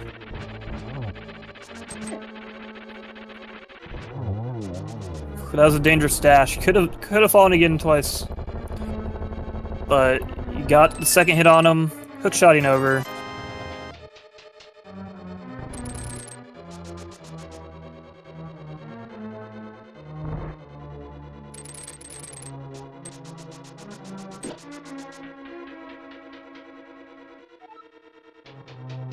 No silvers. Yep, gonna be a Silver Oath Ganon. Again, mentosman picked up an extra heart along the way, so he's sitting at 11. He's still in that green mail, so Ganon is gonna do a lot of damage. He's gonna have to play it safe. Meanwhile, Super Nin's got the red mail. He does And 3 full 12 hearts hearts. of damage, even in the red mail. Yeah. Don't hug the pig.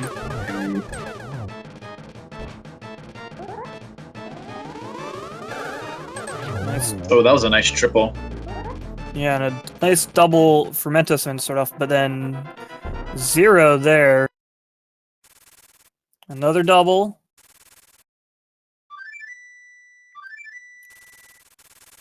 And a third double to finish him off. 4 cycle. And it's gonna be really close. Obviously, it's Super Nin's got a good 15-20 second lead here. If that, actually. Be his race to lose. Super Nin showing off a little hover over the Ganon hole.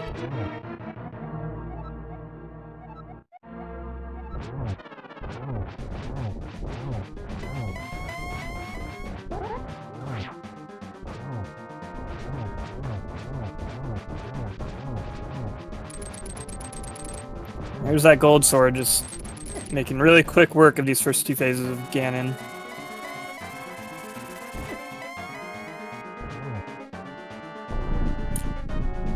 Mentos taking a fall, but he's got a fairy.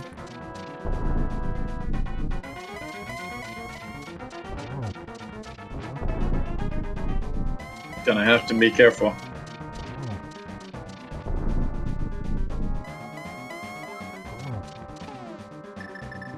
Yeah, he's into that 3rd phase now, so he should be.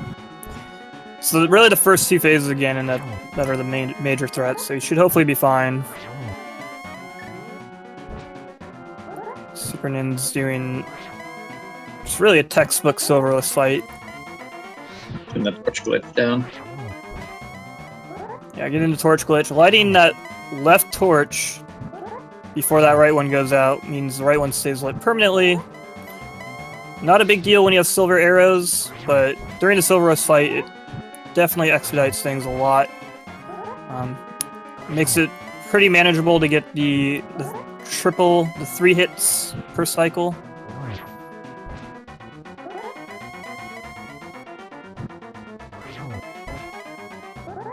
Just another hit or 2 here, and he'll be finishing it up. Mentos having a very clean fight or taking that death. Yeah, Mentos using the lamp, which makes it a lot harder to get the 3 hits per cycle. Takes longer to charge up your sword slash, and you obviously have to be hugging the torch. But still making quick work of him. Only a little bit behind behind Super Nin. Super Nin finishing in 9th place with an SRL time of 1:44.42. mentosman 10th place, 7 seconds behind with a 1:44.49.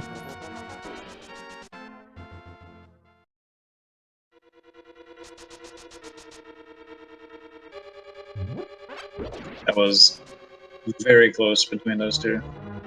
Yeah, that was really exciting. I enjoyed that a lot. The interesting thing there is that they chose pretty different routes. Again, with Mentos doing that early Aghanim play. With SuperNin clearing a little bit more of the overworld overall, checking pod first, and exhausting not all of his options, which was a good call. He eventually wised up and gave in and realized that the seed was hinting at Aghanim.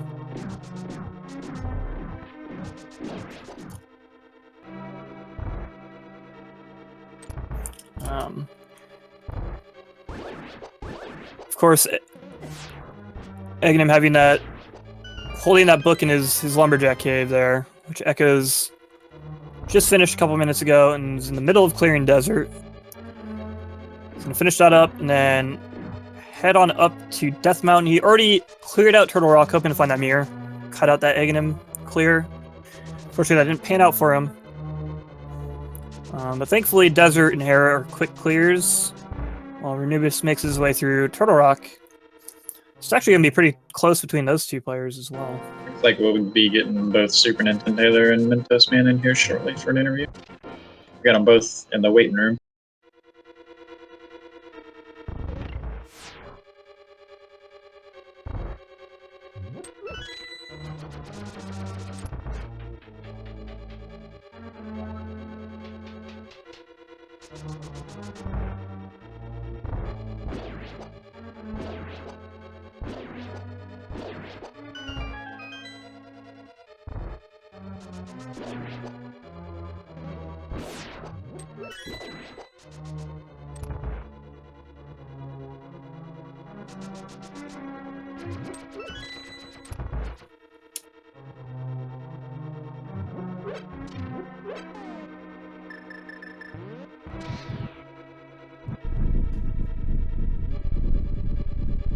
There we go. There we go. GG, both of you. Yeah, GG, that was really close between the two of you. Yeah, I actually didn't realize we were racing each other, so, sorry. I didn't realize we were both being restreamed. Yeah, it was neck and neck on the restream, which was always nice. It was definitely really fun to watch. Glad it turned out fun. GG, Super, with your 4-second win. Yeah, it was a fun seed. Being a bottle on the pedestal, I see. Yep. Yeah, it was just a bee on the pedestal. So I guess my first question was, what were your thoughts as soon as you saw the book in the lumberjack cave? I thought, let's see how long I can put this off and hope I don't need it. But then towards the end, I was like, I can either gamble. Is it a gamble anymore? Either do Aghanim's Tower or go to Ice Palace, and I was going back and forth. I was like, I'm gonna do Aga. Yeah, I was also trying to put it off as long as I could. Then my early game was terrible, and I rushed Aga hoping that progression was at Desert. It wasn't, but it turned out required anyway. Yeah, it was interesting to watch because you made the first play into Aga there, Mentos, which kind of worked out in a good way. Again, Taylor, you like you said, you put it off kind of as long as you reasonably could. Yeah. Thankfully, you didn't exhaust all of your options, because that's kind of what Ekos, who's also on the restream, did. He ended up going and then doing like Turtle Rock and other stuff before finally doing Aga not too long ago. Oh yeah. But it was interesting to watch because you both took pretty different paths at that point. And it was good for us because we got to see pretty quickly. You were going into pod as mentosman was like working his way through Desert with that book. So it was good to see if like it was actually going to be required and not right away. That bow in the first chest and pod was pretty troll. Yeah. We thought the Aghanim hype was dead after that bow find, but nobody has found the mirror. Yeah, that was why I was really happy to find the hook shot, because I'm like, okay, we have Death Mountain access, it's not the mirror, could be in GT, that Aga play might not have been a waste. Yeah. Yeah, after I did Aga, and then, well, after I did Desert, after getting the book, I was hoping to find Hookshot there. And then it wasn't there, I was like, please don't tell me Mirrors and Ice Palace or something. But it turns out Aga was required anyway, which is good. Yeah, that hour and 20-minute go mode with the hook shot. Yeah. Unfortunately, I never found Mirror, but I don't think anyone checked the blacksmiths or anything over there, like the Peg Cave or any of that stuff. Yeah, I was actually going to do all that stuff right after Ice Palace, but then Cold Stare dropped the hook shot. I was like, well, that's go mode. Yeah, that seemed like the next place to check if he didn't have the hook shot. But the way that Ice Palace was kind of laid out, it looked like it was going to be pretty likely. Yeah. Because it had a layout that allowed it to be like fully clearable without, well, besides the right side, which had nothing, but be clearable without the hook shot there. I went right side and I was like, should I even waste my time here? Because I know for the logic, you can't cross the spikes unless you have some kind of invulnerability or a hook shot. And I had neither of those. I was like, I could just skip this. Yeah, and then I was just worried, like, what if Cold Stare had like hook shot or something, and then you had to go back in and then, or sorry, what am I talking about? Had like cape or something, and you had to go back in there, and then hook shot was right side. So I was like, oh, I'll just check it just in case. Yeah, it's probably worth the check, but it was just insult to injury. It happened to be the map and compass instead. Yeah. I better be safe than sorry in that situation, I suppose.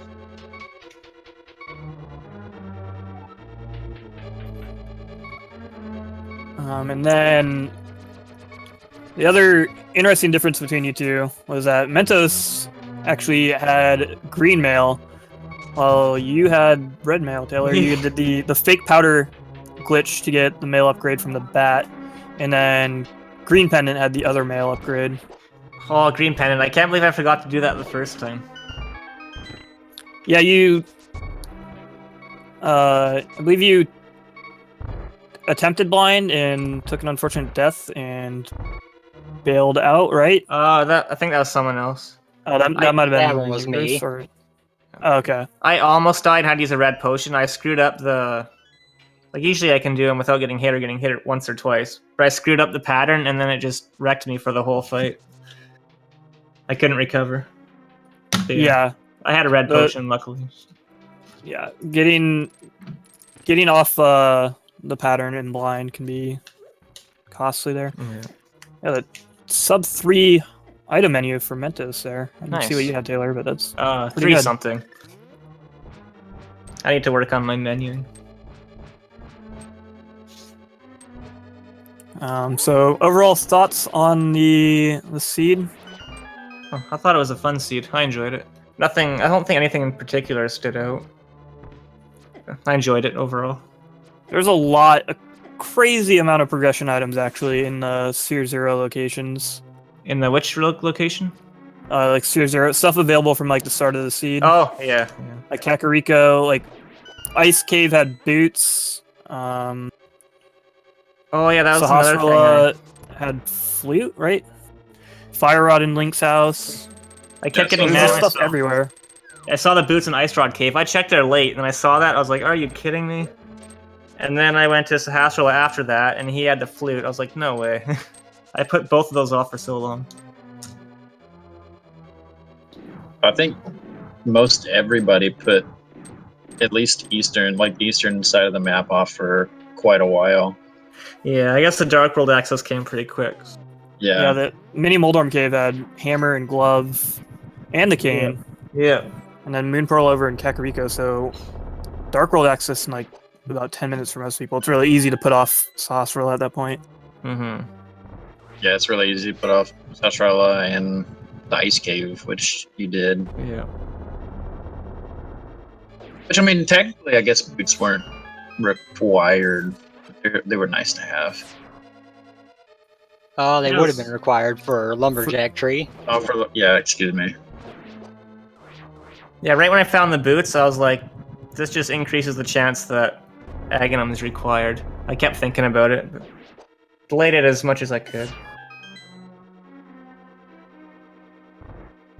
Yeah, it was weird. Like, half that seed I did pretty well, half of it is just a little bit sloppy. I'm just getting back after a 2-month break. A few days into it.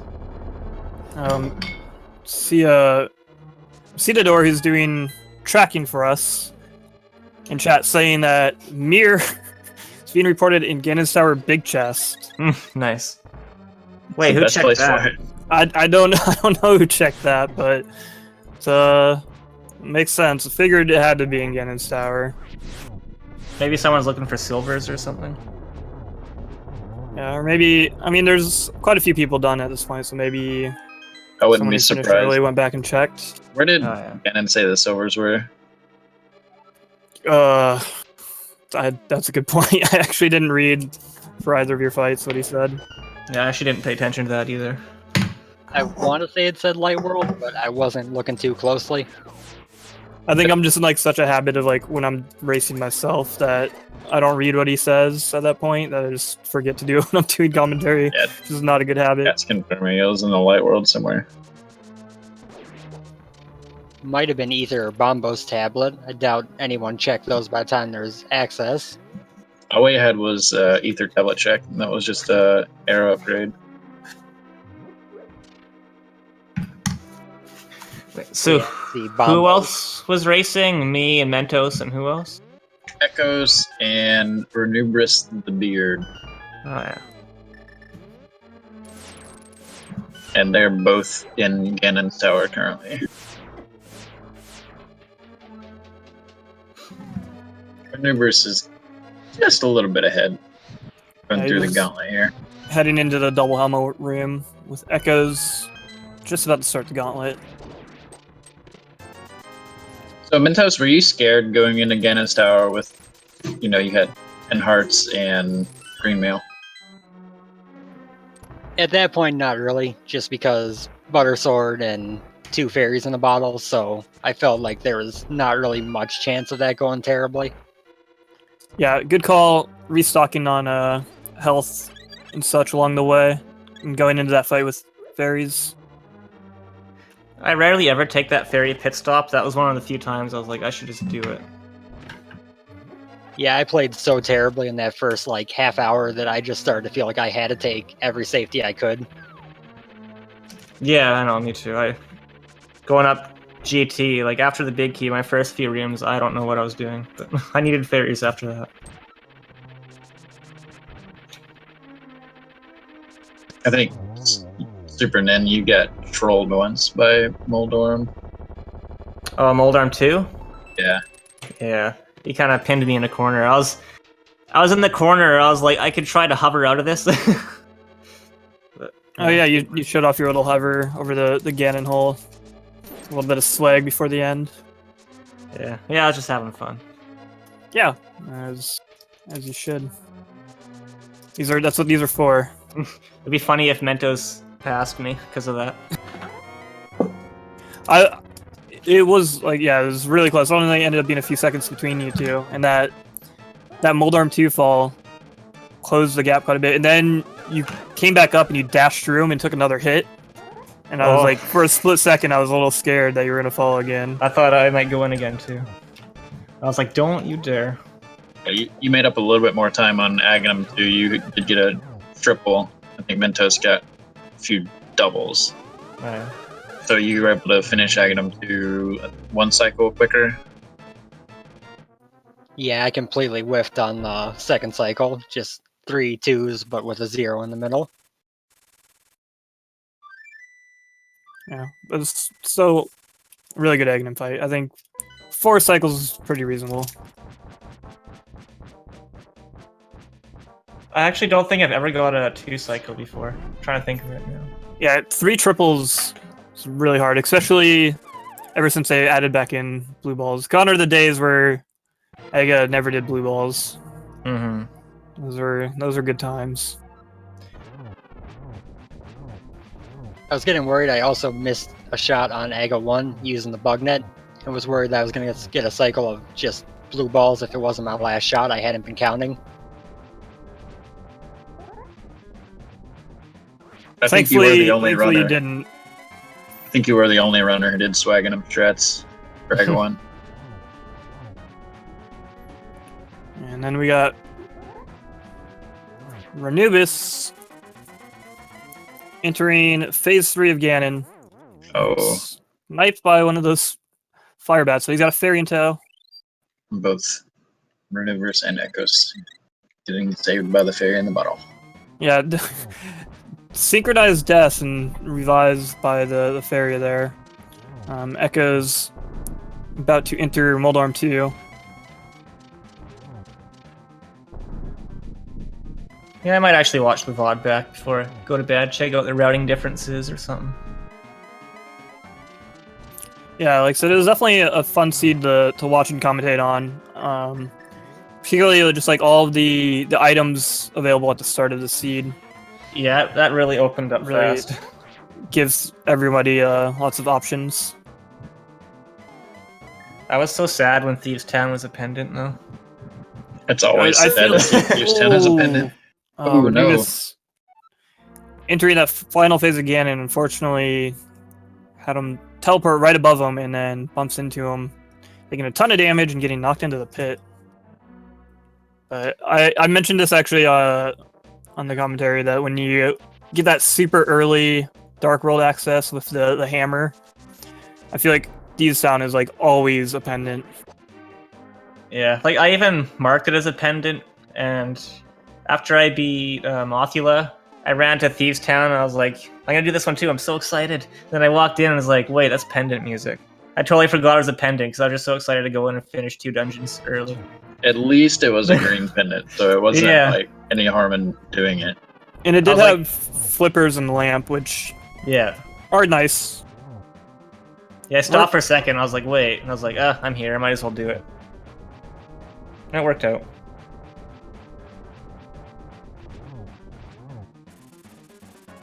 Like Renubris and Ekos are starting to wrap things up here. Renubris having a little bit of trouble on the Ganon fight. Took a fall, now he's taking a death, getting revived by his last fairy.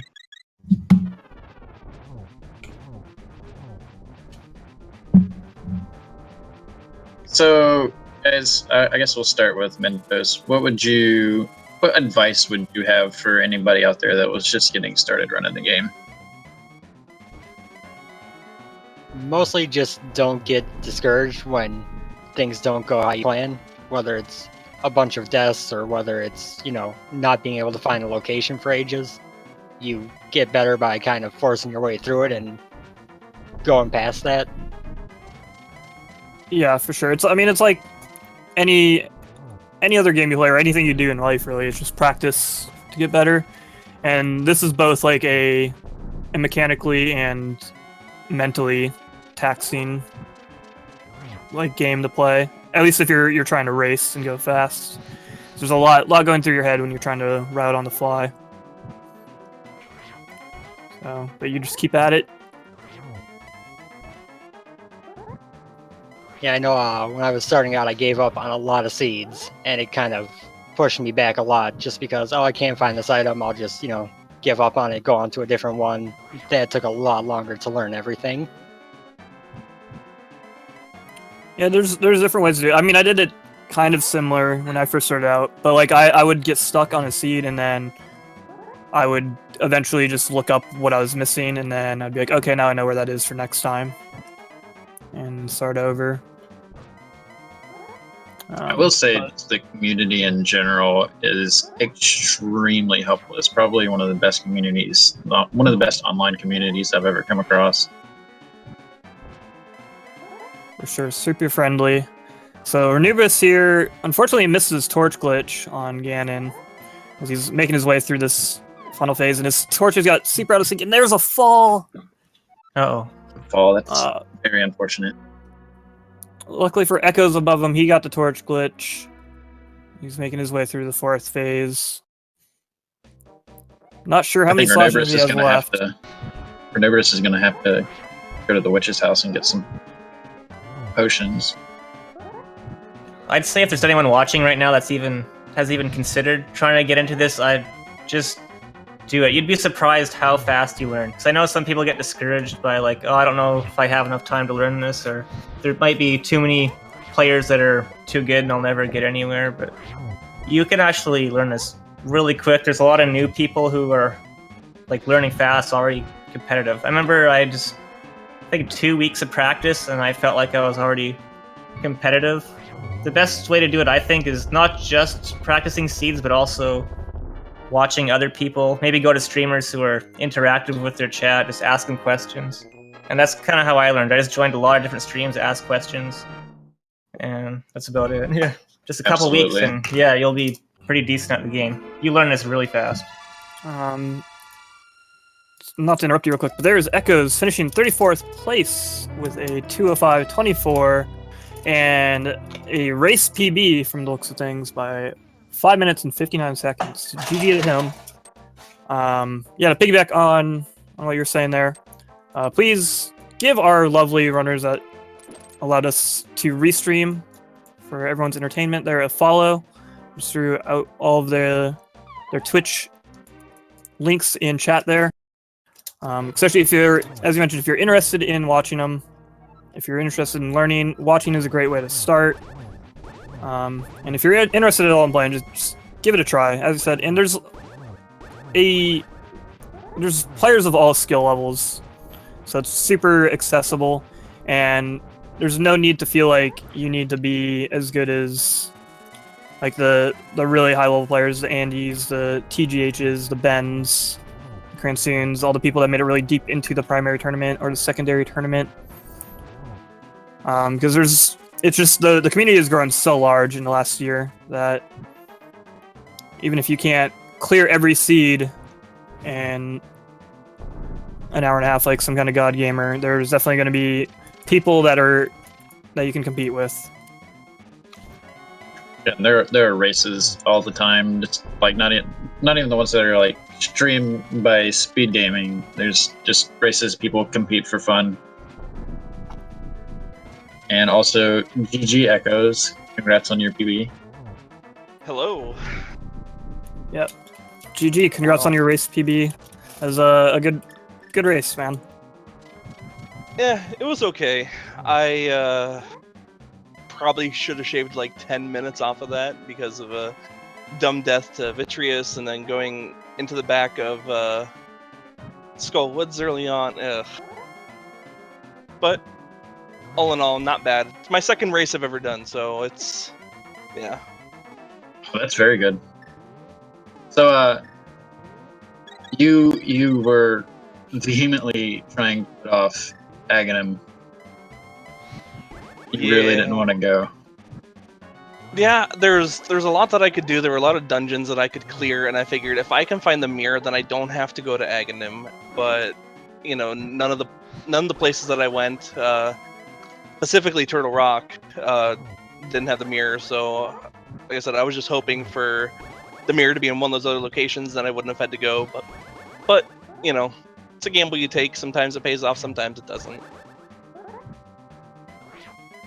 Yeah, unfortunately, it didn't pay off in this particular seed. I'd heard, don't know for sure, but I'd heard that the mirror ended up being in Ganon's Tower Big Chest of all places. So, oh jeez, it was a fruitless search, unfortunately. Now, did anybody pick up the silver arrows? Not on the restream. Okay.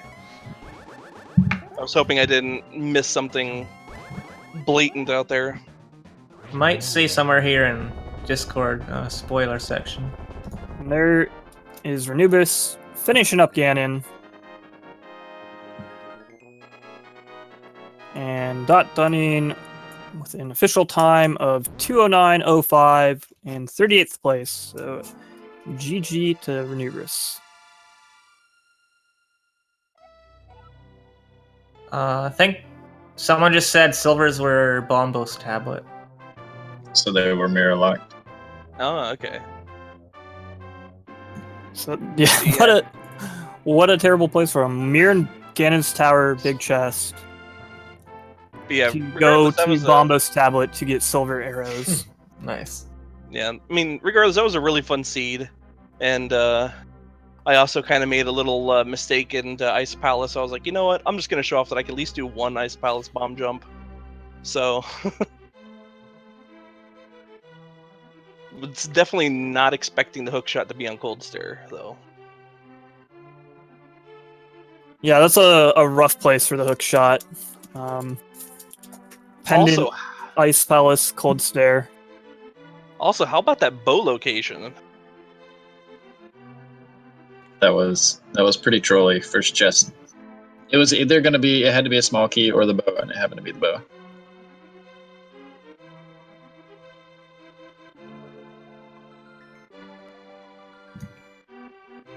We are going to be getting Renumerson here to say a few words.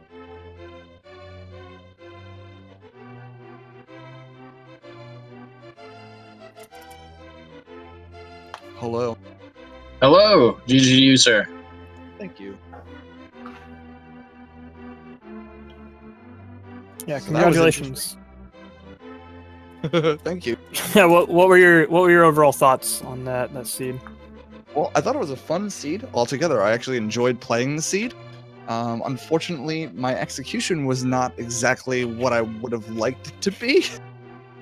A lot of early deaths, and then I literally face palmed when I tried to death warp and escape. There's no cam. I usually have a camera on my stream, but I literally that was a face palm moment when I died and the fairy came out. I was like, I have 2 fairies. I'm an idiot. What am I doing? Where did you do happens that? to everybody. Yeah, Yeah, where that did you- actually that almost happened to me in Tower of Hera. I was setting up a death warp, got all the way to the big key, and realized, oh crap, I still have a fairy. Yep, I did that in that exact spot, but I didn't remember I had the fairy. I actually remembered right as I took the last hit. I was like, oh no. Yeah, I died, and then the fairy came down, and I was like, oh my god, I'm such an idiot. I totally spaced on. I had just picked up that fairy too. But I'm just a silly guy, I guess. It happens. It happens. So we've asked most everybody, Renumerous, what were your thoughts when you saw the book on Lumberjack? When I saw the book on Lumberjack, it trolled me because I ended up, as you guys saw, I ended up doing Aga. But well, actually, yeah, you needed it because the mirror wasn't required. I never got the mirror. So I was kind of hoping that the mirror would be in desert, and then I'd be like, oh, that was such a good play. But then nothing, and I was like, wait, am I gonna get the mirror? And then by the time I got go mode with the hook shot in Ice Palace, I was like, well, I'm just not even gonna care anymore.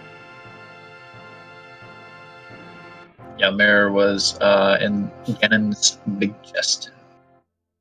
Oh, jeez. Where were silvers? Did anybody get silvers? Bombo's tablet. Nobody on stream got it. Okay. That was only like my 3rd or 4th time doing silverless Ganon, so those falls I felt were like, Yeah, those are a little rough, especially the one where you lit the left torch and he like teleported right above you.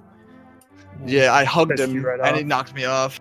That was unfortunate, but for like 3rd or 4th silverless Ganon, that was very good, and it's obviously one of the trickiest fights in the game when you're first learning. Yeah. And kudos for sticking through it. So yeah, that was I a definitely. great race. Thank you. I feel like there's a few spots I need to do better on. Like, for instance, like low health, like Mothula, low health blind, things like that. I die a lot, even when I'm doing like normal races. I die a lot. Like if I have to go into those dungeons with like 6 hearts green mail and like Master Sword or Fighter Sword, I end up dying like 3 or 4 times. It happens. The seed was very generous in the beginning, but it didn't give out a whole lot of health, and it sent you to some pretty treacherous places early on. The seed was very execution based, and sometimes my execution fails. So I had fun though. It was a good time. Do you have the practice tool? If you do, sometimes it's fun to try low I don't know, Master Sword or Fighter Sword bosses. I do. That's how I learned all the bomb jumps. By the way, that bomb jump that I did in Ice Palace to get across was another facepalm moment by me when I decided not to bomb the floor to get the big chest in Ice Palace and fell down the hole and went, oh crap, I don't have the hook shot. And then I went all the way back around and came to the other side of the hole and went, what do I do? And happened to get the bomb jump first try. That was the only time I've ever done that bomb jump. Like, I've never actually tried that bomb jump, never done it, practiced it, anything, and got it first try. And I was like, I shocked Nice. myself. Yeah, that's a tough one to get. Fun Yeah, stuff. that was nice. Yeah, it's easy. I mean, I tend to make those same like kind of memory lapse mistakes because I don't have the best memory. So it's really easy to like fall down that whole like Ice Palace, like you said, without the hook shot, and then just like go, oh no. And it's just like because you're so used to just like falling down the other way and hook shotting over because it's faster. Yeah, exactly. Unless you don't have the hook shot, in which case you're just like, well. Yeah, if you're facing up when you're doing that bomb jump, I think there's only like one Y coordinate pixel you can be on, otherwise it doesn't work. Yeah, I've done the bomb jump from like left to the right over that pit is pretty easy to set up. But I haven't done from the other way around to get back over, so I'm actually not familiar with that one. Wow, under 3.3 minutes in item menu. That's wow. Nice. All I think four you of did- you had really good item menu time. I think you did better That's- than I did for the menu. Mine was 3 something. I can't remember what it was though. Yeah, I was gonna say that's surprising. I typically have awful menu time, and I wasn't sure how that was gonna be today because I just got a new controller this afternoon. I haven't even had a chance to practice with it, so everything just felt really awkward. But yeah, I guess.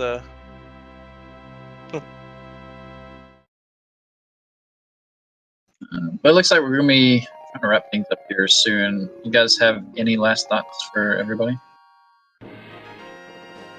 Oh, it was a lot of fun. Hope to see you guys in future tournaments like the upcoming Key Sanity tournament.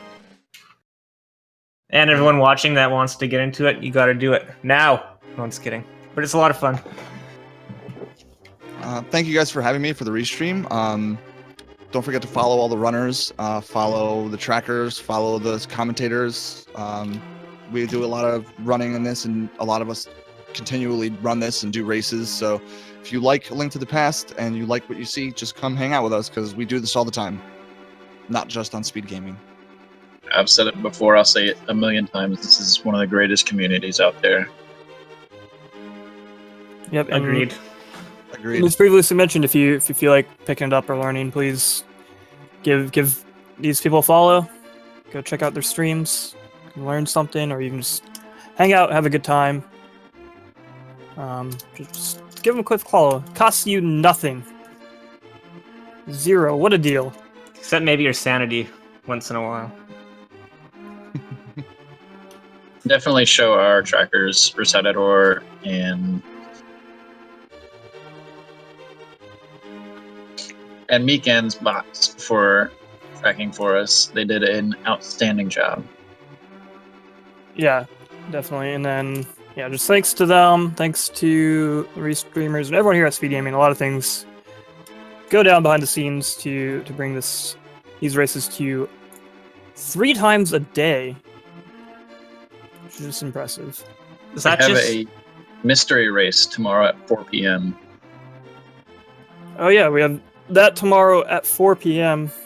And then, so remember, we have our finale for the primary tournament between Ajneb and Kransoon, with Ajneb up 1 game to Kransoon 0. So game 2 will be tomorrow, and then 3 afterwards if Kransoon ties it up. And I believe that first match is at, I want to say like 2? No, noon. Noon Eastern. right here on twitch.tv/speedgame. Yep, Thanks, so- Mythical. Yep, thanks. Have a good night, everyone. see ya? Good night. Good night. Have a good one. It was fun.